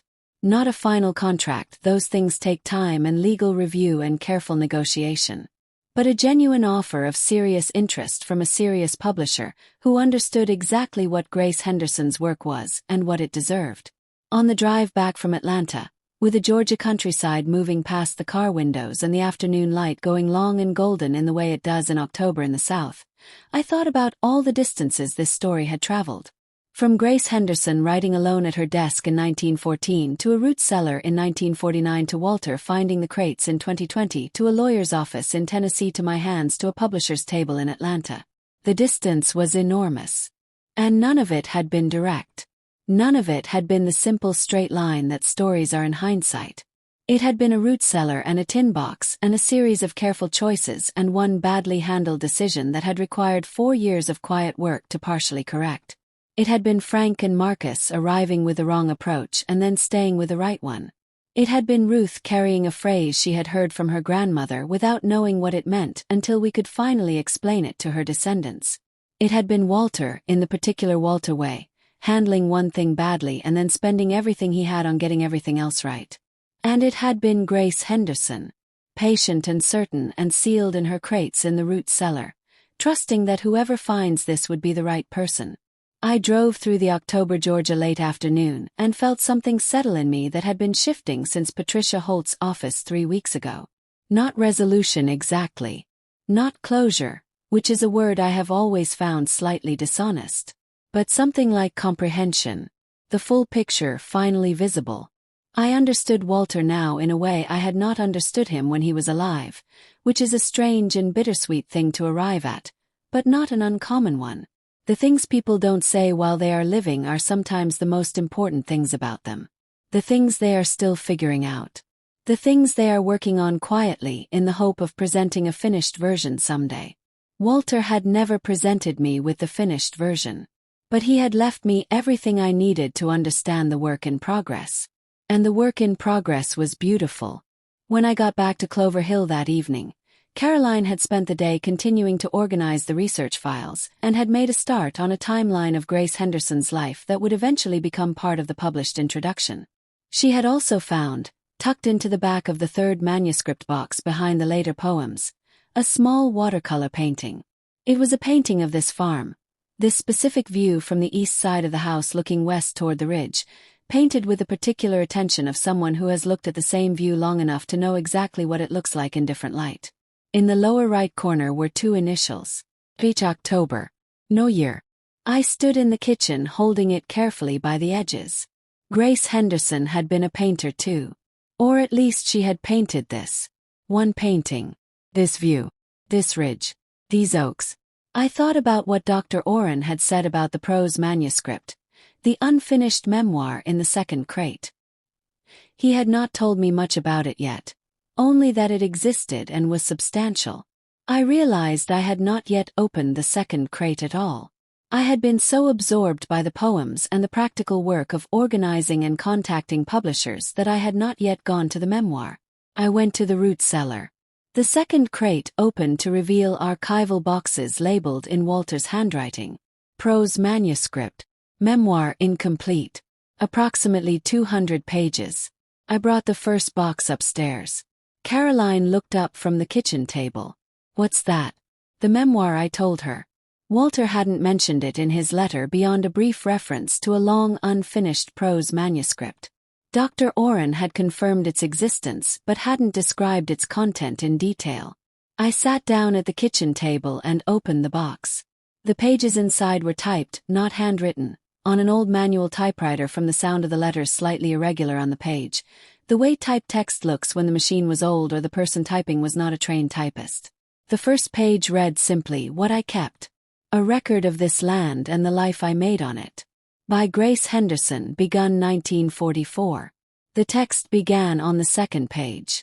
It was not a conventional memoir. It did not begin with birth or childhood or a narrative of arriving at the farm. It began with a morning. A specific October morning in 1944 when Grace Henderson was 62 years old, standing on the east ridge of this land watching the light come up over the oak trees. She described the morning with the same precision and attention that her poems had. Then she wrote, "I have been watching this light come up from this ridge for 40 years and I intend to write down what I have seen, not because anyone will read it soon, but because the seeing deserves a record and I am the only one available to make it." I read that first page to Caroline out loud. Caroline was quiet for a moment. Then she said she knew exactly what she was doing. The whole time. She knew. "Yes," I said. And she did it anyway. We read together for an hour, taking turns reading pages aloud, the October Georgia evening quiet around us and Walter's lamp casting its steady light over Grace Henderson's careful record of 40 years of watching this land and living on it and writing it down. She had kept what she kept. And we had found it. And now it was going to go where it always deserved to go. The next morning I called Frank. There's a memoir, I told him. 200 pages. Unfinished but substantial. It's called What I Kept. Frank was quiet for a moment. Ruth used to say that her grandmother always said the land kept you more than you kept the land. That's almost word for word in the opening pages, I told him. Frank was quiet again for longer this time. I had learned by now that Frank's silences were working silences, the kind where something is being placed into a new position, not the avoidant silences I had initially mistaken them for. He's very different from Walter in most ways. But that particular quality, the thinking silence before a real response, that they shared. Can I come out to the farm this weekend? Frank asked. And bring the kids. He had 3 adult children. One of them, his youngest daughter Sarah, was a librarian in Savannah. I thought she should probably be involved in this eventually. Yes, I said. Come this weekend. Bring everyone. Bring the librarian daughter especially. Sarah Graves arrived on Saturday morning and was in the root cellar within 20 minutes of arriving, which told me everything I needed to know about her. She was tall like Frank but carried herself differently, with a particular uprightness of a person who has spent years handling things carefully and has internalized that quality into her posture. She went through the archival boxes with the professional attention of someone who knows exactly what she is looking at and why it matters. She asked precise questions about humidity control and light exposure and the current temperature in the root cellar at different times of day. She picked up Grace Henderson's handwritten pages by the edges, gloved, as though she had come prepared. Which she had. She had brought archival gloves and a portable humidity monitor and a notebook for documentation. She had come prepared because Frank had told her what was here and she had understood immediately what that meant. By noon she had a detailed assessment of the current condition of the manuscripts and a list of urgent conservation priorities and the names of 3 specific conservators she wanted to contact. Dr. Oren, I said when I reached him that afternoon. I have a professional archivist on site. Walter's niece by marriage. She's a librarian in Savannah and she knows what she's doing. I could hear the smile in his response. That is excellent news, he said. Because the conservators I contacted last week both said the sooner the better on the assessment. Walter did a good job with the humidity control, but manuscripts of this age benefit from professional evaluation. Send me her contact information and I'll connect them directly. That evening, Frank's whole family sat around Walter's kitchen table for dinner. Frank and his wife Helen, Marcus and his girlfriend Sarah, Frank's other 2 children, Caroline and me. 9 people in a farmhouse kitchen that Walter had stocked and restored and imagined a future for, though I doubted even Walter had imagined exactly this particular future. I looked around the table. Ruth Henderson's quilt was folded over the back of my chair. Grace Henderson's manuscript boxes were in the root cellar below us. The library was 1 room over. The oak trees were outside in the October dark. 3 weeks ago I had been a widow in a lawyer's office, holding a key tied with green ribbon, trying to understand what my husband had been keeping. Now I was at the center of something larger than Walter's letters had fully described. Something that had started with a woman writing alone in this house 100 years ago and had gathered, slowly and across a great deal of time, all the people who were supposed to be part of its conclusion. Sarah made a toast. She stood up at the table and held her glass and said, to Grace Henderson, who kept things carefully and trusted the world to catch up. We all raised our glasses. To Grace Henderson, we said. And then Frank, in his quiet working voice, added, and to Walter, who found her. And to Walter, I agreed. Who found her and knew exactly who to give her to. The months that followed were full of the particular work of bringing a hidden thing into the light. Sarah worked with the conservators to complete a full professional assessment of all the manuscripts. Dr. Oren drafted the scholarly introduction and the biographical materials. Diane at the literary press read the complete selection of poems and came back with a formal acquisition offer that acknowledged what Grace Henderson's work was worth. The negotiation was handled by an attorney I had engaged for exactly this purpose, one who specialized in literary estates and who understood how to protect the work of someone who could no longer protect it herself. Caroline designed the cover for the first collection. She had not been asked to. She had simply made it because it was something she could do for Grace Henderson, and she wanted to do something with her hands that was part of this. She sent me the design on a Wednesday evening, and I opened it on my laptop in the library at Clover Hill and sat with it for a long time. It was the view from the East Ridge. The view from Grace Henderson's watercolor painting. The oaks in morning light, the fields rolling south toward the creek, the sky the particular shade of early October in Georgia. She had taken Grace Henderson's painting and made it into something a reader would hold in their hands and recognize immediately as the right container for what was inside. I called her and said, "This is exactly right." And Caroline said, "I know." Quietly, without arrogance. Just certainty. Which was, I had begun to notice, how the women in this story tended to arrive at the things they knew. On the day the publishing contract was officially signed, I drove out to the East Ridge in the morning before making any calls. The ridge was a long, easy rise on the eastern boundary of the property, where the land climbed to a small plateau before dropping again toward a neighboring farm. From the top you could see the whole sweep of Clover Hill, the farmhouse and barn and root cellar and garden, and the long lines of oaks all the way down to the gate at the road. I stood there in the November light and looked at everything Walter had built and restored and tended for 4 years without telling me. I thought about Grace Henderson standing on this same ridge in October of 1944, beginning to write her memoir, describing the light coming up from exactly here. The same ridge. The same light. 100 years apart and in the same spot, the two of us looking at the same farm from the same angle. "Hello," I said aloud, for the second time since coming to Clover Hill. Not to the root cellar this time. To the ridge itself. To the particular morning air of a November in Georgia that had been November air in Georgia for as long as there had been Novembers in Georgia. To a woman who had written alone for 40 years and sealed her words in crates and trusted the world to catch up. The world had caught up. I called Dr. Oren first, then Diane, then Frank, then Caroline. Then I called a number I had been given by Dr. Oren 3 weeks earlier but had not yet used. The number belonged to a small literary journal in Atlanta, the same one that had rejected Grace Henderson's poems in 1921. They had changed editors 6 times since then, and the current editor had been in the position for 4 years and had no personal connection to the rejection of 100 years ago. But I had thought about calling them since the moment Dr. Oren told me the story of that rejection. The editor answered on the 3rd ring. "My name is Eleanor Graves," I told her. "I am the literary executor of a Georgia poet named Grace Henderson. You rejected her work in 1921. I know that's not your responsibility. But I thought you might like to know that her work has now been acquired by a major literary press and will be published next fall." There was a pause. Then the editor said, "Who is Grace Henderson?" And I said, "That is exactly the question. Me tell you." The call lasted 45 minutes. By the end of it, the journal's editor had requested an advance copy of the collection, and had offered to publish a feature essay on Grace Henderson's life and the discovery of her manuscripts. I said I would discuss it with Dr. Oren and let her know. After I hung up, I stood at the library window for a long time. The November light was full and clear through the old glass panes. The oak trees held their last few leaves. Somewhere below the barn, the root cellar was empty now of the manuscripts, which had been transferred to the archival facility Sarah had arranged.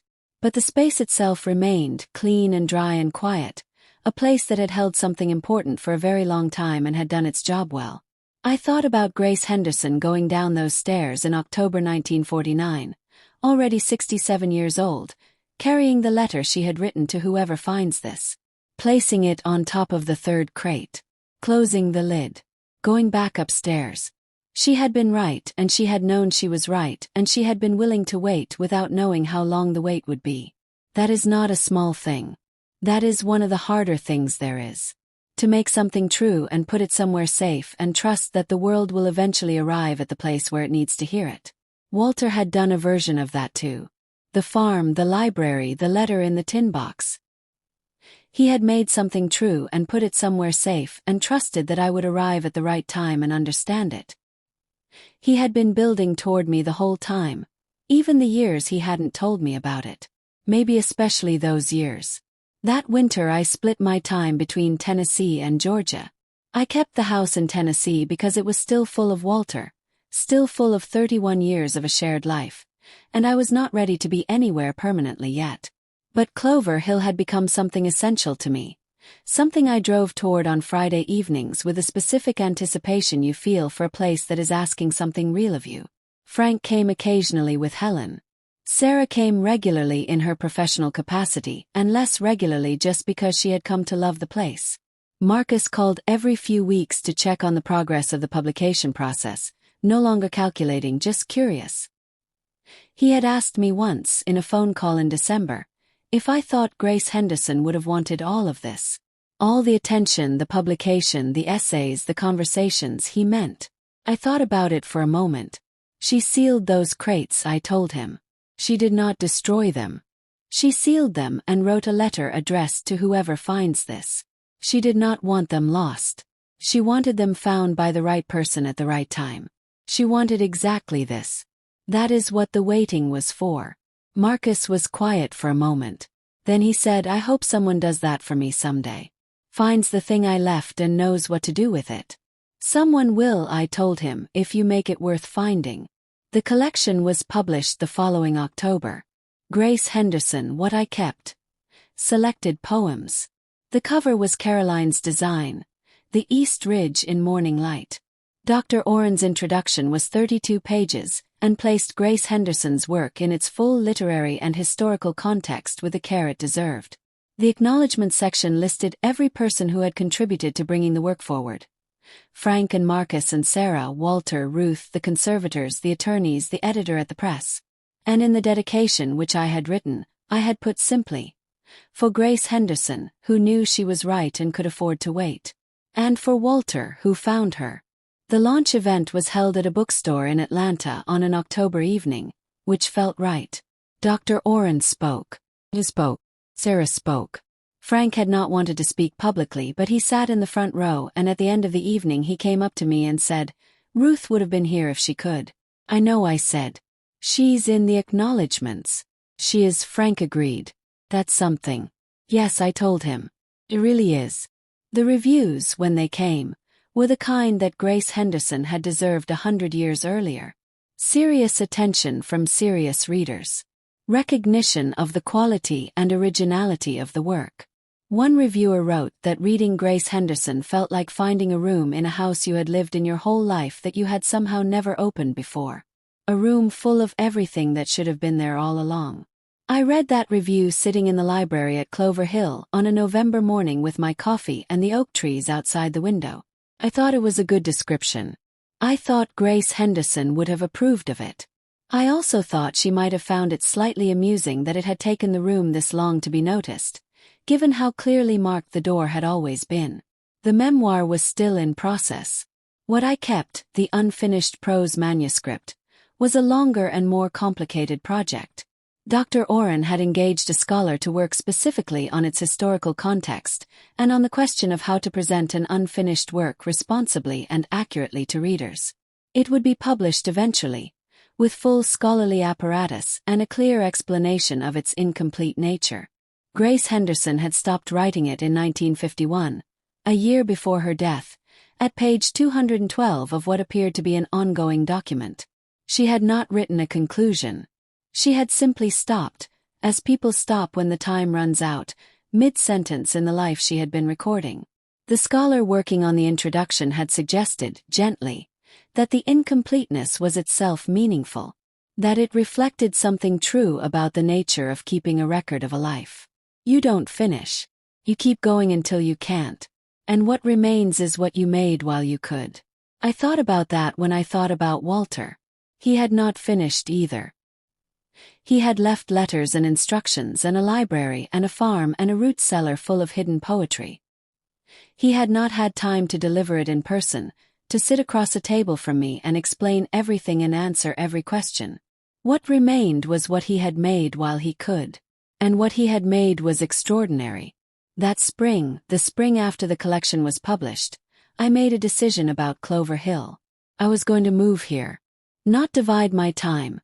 Not drive down on Fridays with the specific anticipation of a temporary thing. Move here. Properly. The house in Tennessee would be kept for visits, and for Caroline when she came east. But this was where I would live, in Walter's library and in Grace Henderson's light, above the root cellar that had held something precious for 100 years and had now given it to the world. I called Caroline to tell her and she said, "I knew you would." I called Frank and he said, "Good. I'm glad." I called Sarah and she said, "Does that mean I can use the spare room when I'm here for archive work?" "Does," I told her. She said, "Excellent. Practical to the end." I sat in the reading chair the evening I made the decision and looked at the shelves Walter had built. Willa Cather on the top shelf.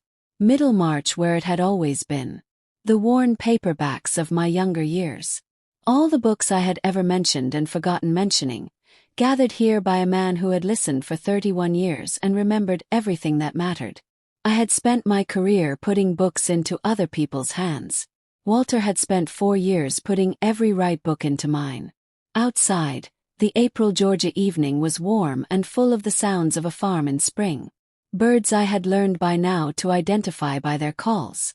Wind in the oaks that was different from the October wind, lighter and less serious about itself. Bees. Grace Henderson had kept bees on this land for 40 years, and when she died they had gone with her, and the hives had stood empty for decades. The previous October, as one of the projects Walter had planned and left notes for, I had arranged for a local beekeeper to bring new hives to Clover Hill. By spring they were established and working, and the sound of them was part of the farm now, threaded into the afternoon air of the fields below the house. Grace Henderson had written about bees in at least a dozen poems. She wrote about them with the affection and respect of someone who understood that a hive is a kind of community, organized and purposeful, sustained by collective effort, producing something sweet from the raw materials of the available world. She wrote that bees do not worry about whether the clover they work today will still be here tomorrow. They simply work, entirely present, entirely committed, and trust that what they are making is worth the effort. I had put that poem in the acknowledgments of the published collection, as an epigraph. It was called Simply Trust, and it was 22 lines and it said everything that needed to be said about how to live in the middle of uncertainty without losing faith in what you are doing. I read it every morning that spring, sitting in my reading chair before I did anything else. It was a practice I had begun without deciding to begin it. One morning I had simply picked up the collection before coffee and read the poem, and the next morning I had done the same thing, and by the third morning it was a practice, the way real practices tend to establish themselves, not by decision but by the recognition that something is necessary and good. The bees worked in the fields below. The oaks put out their spring leaves. The east ridge caught the early light and held it for a moment before releasing it across the whole sweep of the farm. I had come to Clover Hill to look at a property I had planned to sell. I had found a library built for me and a root cellar full of hidden poetry and a family dispute that needed honest conversation, and a woman 100 years gone who had spent her life writing what she saw with complete accuracy and complete love and trusting that the world would catch up. Walter had been right to ask me to come before deciding. He had been right about almost everything at Clover Hill, the library, the restoration, the care he had taken with Grace Henderson's manuscripts, the timing of the letters, the chain of instructions that led from the lawyer's office to the tin box to the root cellar in exactly the right order. He had handled one thing badly, the purchase of the farm and the cutting out of Frank. And he had spent 4 years making something beautiful in its place. That is not a bad accounting for a life. Most of us do not do better than that. We handle some things badly, and if we are paying attention, we spend the rest of the time making something worth leaving behind. On a morning in late April, I went to the East Ridge before the bees started, and before the birds that had learned my schedule came to see if I had brought anything.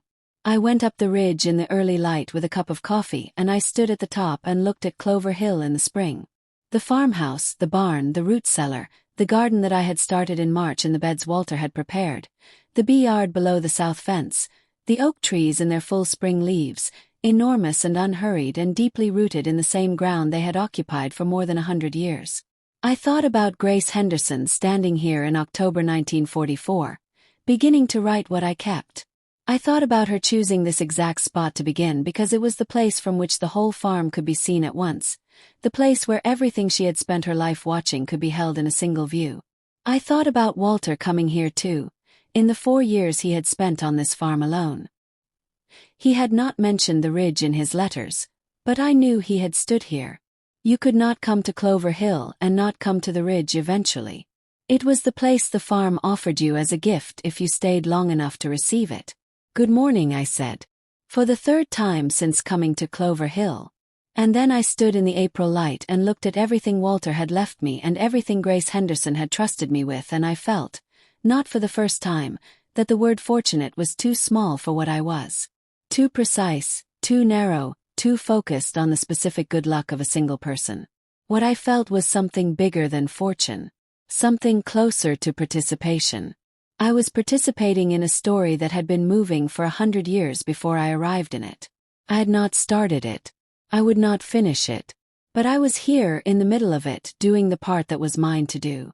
That is all any of us can ask for. To arrive in time. To find what has been waiting. To know what to do with it. And to trust, as Grace Henderson trusted, that the work you do in the time you have will reach the people it needs to reach, even if you are not there to see it. That summer, a professor of American literature wrote a long essay about Grace Henderson for a major literary magazine. The essay began with the question of what constitutes a hidden life and ended with the argument that Grace Henderson had not been hidden at all, not really, but simply waiting in a time that had not yet arrived. The essay was read widely. The collection went into a second printing. Dr. Oren gave 3 lectures at universities, each one beginning with the same story. A man who bought a farm found a root cellar, and understood immediately that what was in it needed to go to his wife. The lectures always got a long quiet when he said that.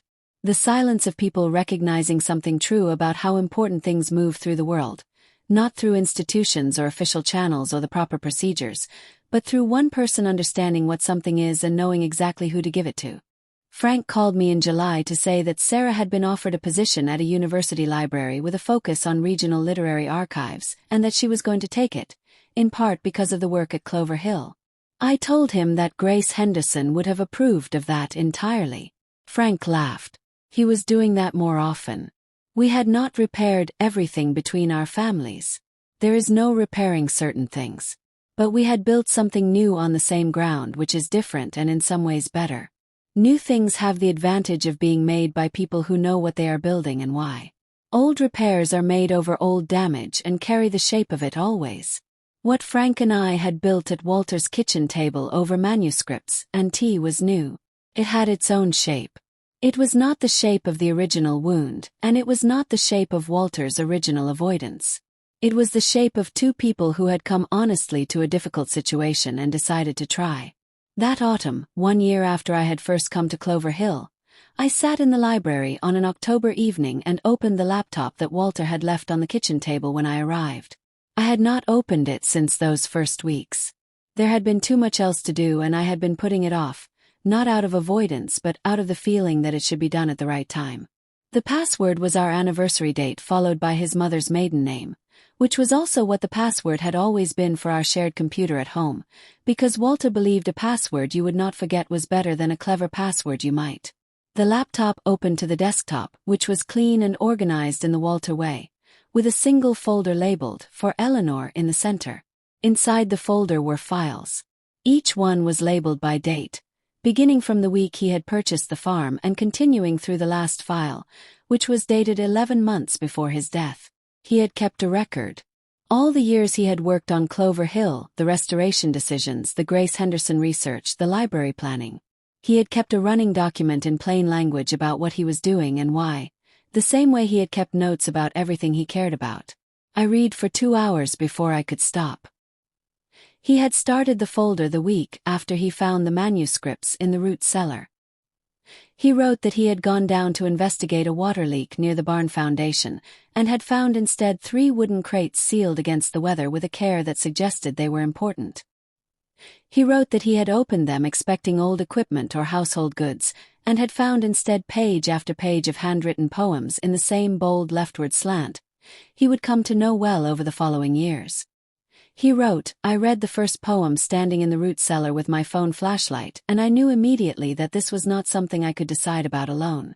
But I also knew it was too important to rush. He had taken photographs of everything before moving anything. He had photographed each page, each crate, each archival condition. He had contacted Dr. Oren through the university website 3 weeks later, introducing himself as a private citizen who had discovered some manuscripts on a property he had recently purchased and asking if the professor might advise him. He had been careful not to share photographs or details until Dr. Oren had agreed to a confidentiality arrangement. He had been protecting Grace Henderson from the start, protecting her the way you protect something that belongs to the world but needs to arrive there correctly. I read file after file in the lamplight.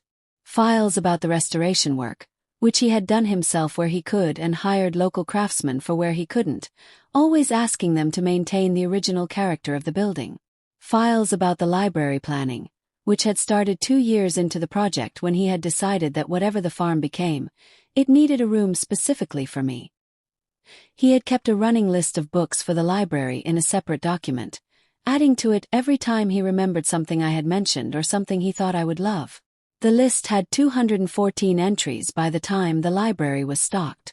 I sat with that number for a moment. 214 separate things Walter had remembered, written down, and eventually tracked down and placed on a shelf. 31 years of paying attention, gathered into a single room. The last file in the folder was dated the November before he died. He wrote about being pleased with how the farm looked in its second autumn. He wrote that Dr. Oren had told him the authentication process was nearly complete and that they could begin discussing publication timelines soon. He wrote that he had been thinking about how to explain everything to me, how to begin the conversation that should have happened years earlier. He had draft openings of that conversation in the file, 5 different versions of how to begin. None of them felt right to him yet. He wrote that he thought he might wait until spring, when the farm was at its best, and bring me down in person. He wrote, Eleanor deserves to hear this in person, in the place, with the full thing visible. Not a letter in a lawyer's office. In person the way it should have been all along. He did not get his spring. October came first, quietly and without warning, a Tuesday morning with no goodbyes. And so the letter in the lawyer's office had been necessary after all. The tin box had been necessary. The chain of instructions had been necessary because the in-person conversation had run out of time. I sat in his library with a laptop on my knees and the lamp beside me and the October oaks outside the window, and I talked to Walter, which I had not done since the first week after the funeral, when I had said everything that needed to be said in the kitchen at home and then found I had nothing more to say and stopped. I told him that the farm was beautiful. I told him he had done a remarkable job. I told him that Grace Henderson was published and that her work was being read and that she had been right. She was worth waiting for and the world had been worth waiting for. I told him that Frank and I were all right, that we had built something honest on the ground of his mistake, and that it had taken a shape of its own. I told him that Caroline had designed the cover of the collection and that it was exactly right. I told him about the bees. He had left notes about re-establishing the hives and I had followed them and the bees were doing well and the sound of them in the afternoon was one of the best sounds I had ever lived with. I told him that I understood now why he had forbidden me to come, not because the place was bad, but because it wasn't ready, and that the waiting had been the right thing, and that arriving when I did was when I was supposed to arrive. I told him that 214 books was a lot of listening and that I had noticed and that I was grateful. Not just for the books, for the listening, for the 31 years of paying attention that the library represented, for the Walter who had left notes in coat pockets and cried at graduations and hummed old songs while washing dishes and had also, all along, been building something for me in Georgia that I didn't know about. The full Walter. The one I had known and the one I was still learning. I closed the laptop when I was done talking and sat quietly in the room he had made for me. Outside, the October night had come fully on and the oaks were dark shapes against a clear sky. The farm was quiet in the particular way that farms are quiet at night, full of small sounds that add up to silence. I thought about Grace Henderson sitting in this house on autumn evenings 100 years ago, writing alone, trusting the future. I thought about Walter sitting here in the evenings of the last 4 years, reading her work, building her library, trusting me. 2 women and 1 man and 1 farm and 100 years of careful keeping. That is the story of Clover Hill. That is what the Forbidden Farm turned out to be. Not a place of secrets kept out of shame or cruelty, but a place of things kept carefully until the time was right, until the right person arrived, until the world was ready to receive what had been waiting in it. The tin box and the root cellar and the letters in the lawyer's office and the chain of instructions were not a conspiracy. They were a form of trust. Walter trusting that I would come and that I would know. Grace Henderson trusting that whoever finds this would be worthy of what she had kept. Ruth trusting her grandmother's phrase across decades of not fully understanding it. And now me, trusting the work forward, trusting the press and the scholars and the readers and the spring that comes every year to the East Ridge where a woman once stood and wrote down what she saw and decided it was worth keeping. I have one last thing to tell you about Clover Hill. In the first week of the following April, when the oaks were putting out their new leaves and the bees were working the early clover, and the East Ridge was its full spring self in the morning light, I found one more thing. I had been working in the garden, clearing a bed along the west side of the barn, when my trowel hit something solid a few inches below the surface. I dug carefully around it, as Walter had taught me to do with anything encountered unexpectedly in old ground. What I uncovered was a small tin box, different from the one on the workbench. Older, much older, hand soldered shut along the seams, the kind of box someone made on purpose to last. I brought it inside and spent an hour with a conservator on the phone, walking through the careful way to open something that old without damaging whatever was inside.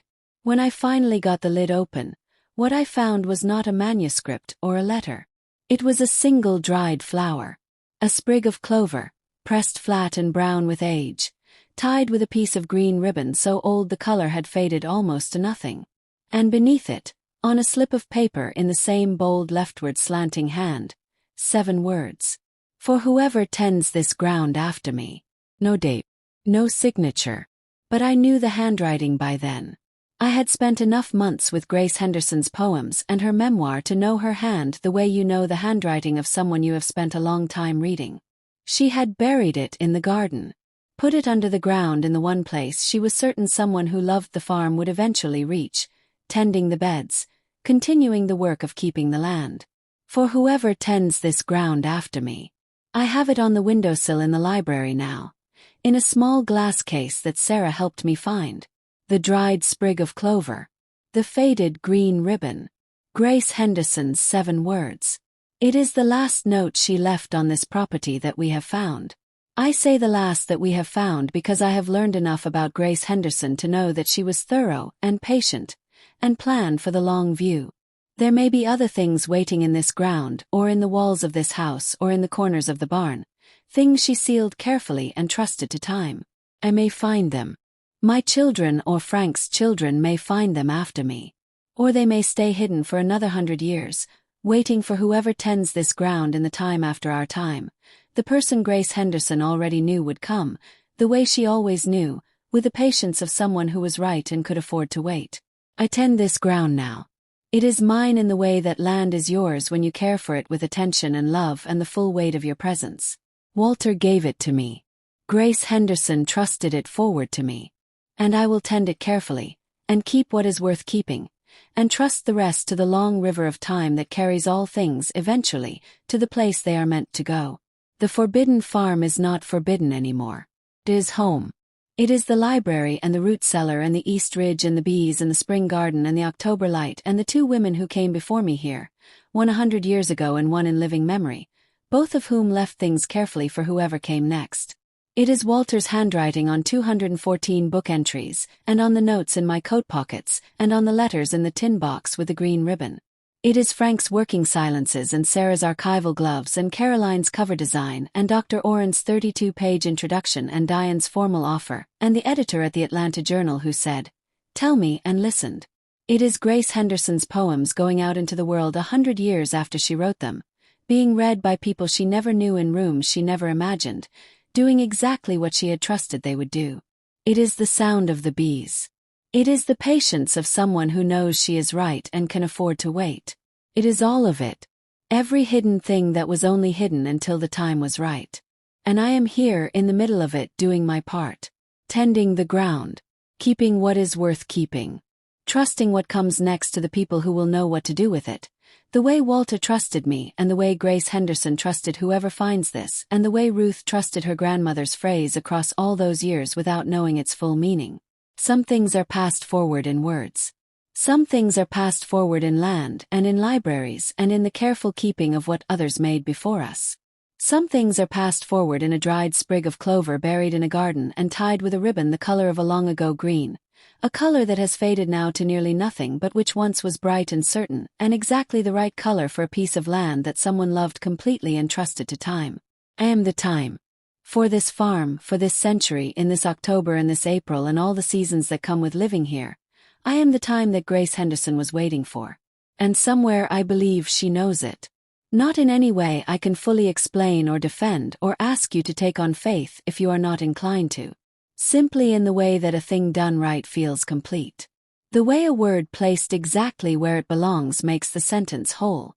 The way a library fills a room that was waiting for exactly that purpose. The way a farm looks in April morning light when you are standing on the ridge and you have been there long enough to know it fully and to love it in the specific detailed way that only comes from long acquaintance and genuine attention. I am here. The farm is here. Grace Henderson's words are in the world. Walter's library is full of the right books. The bees are working the clover. And the tin box that Walter left me, the one with the green ribbon, the one that started all of this, sits on the desk in the library beside the glass case with Grace Henderson's dried flower, two careful keepings side by side, each one the gesture of a person who loved something enough to trust it forward. That is what Clover Hill is. That is what it has always been, under every name and in every hand that has held it. A place where things worth keeping are kept carefully, with love, and passed to whoever tends this ground after. I am grateful to be the one tending it now. I am grateful to Walter for finding it and for building the library and for running out of time before he could have the conversation in person, because the conversation in the tin box, the chain of instructions, the farm as a letter, was better than any conversation over a dinner table could have been. It was everything he wanted to say, arranged exactly right, waiting for me at exactly the right moment. That is how it goes sometimes. You think you missed your chance to say the thing that needed saying, and then it turns out you had already said it, in the ground, in the shelves, in the careful kept thing that someone who loves you will find exactly when they need to find it. Until then, that is the work. Keep what is worth keeping. Trust the ground. Let the bees work. Stand on the ridge in the morning and look at everything that has been given into your care and know that you are part of something larger than yourself and older than yourself, and that it will continue after you have passed it forward. Stand there and breathe the April air and say, "Good morning" to all of it and mean it fully. That is enough. It is more than enough. It is everything. The forbidden farm is home now. The secret has become the most known thing in my life. And I, Eleanor Graves, am the keeper of a legacy built not on fear or prohibition or the long silence of things kept from the people who deserve to know them, but on trust, freely given, gratefully received, and passed forward with love into whatever time comes next after this good, full, carefully kept October and April life at Clover Hill. Thank you very much for watching. Share with those who also love stories. Subscribe to Granny's Voice and tell me in the comments if you liked my story. Cheers.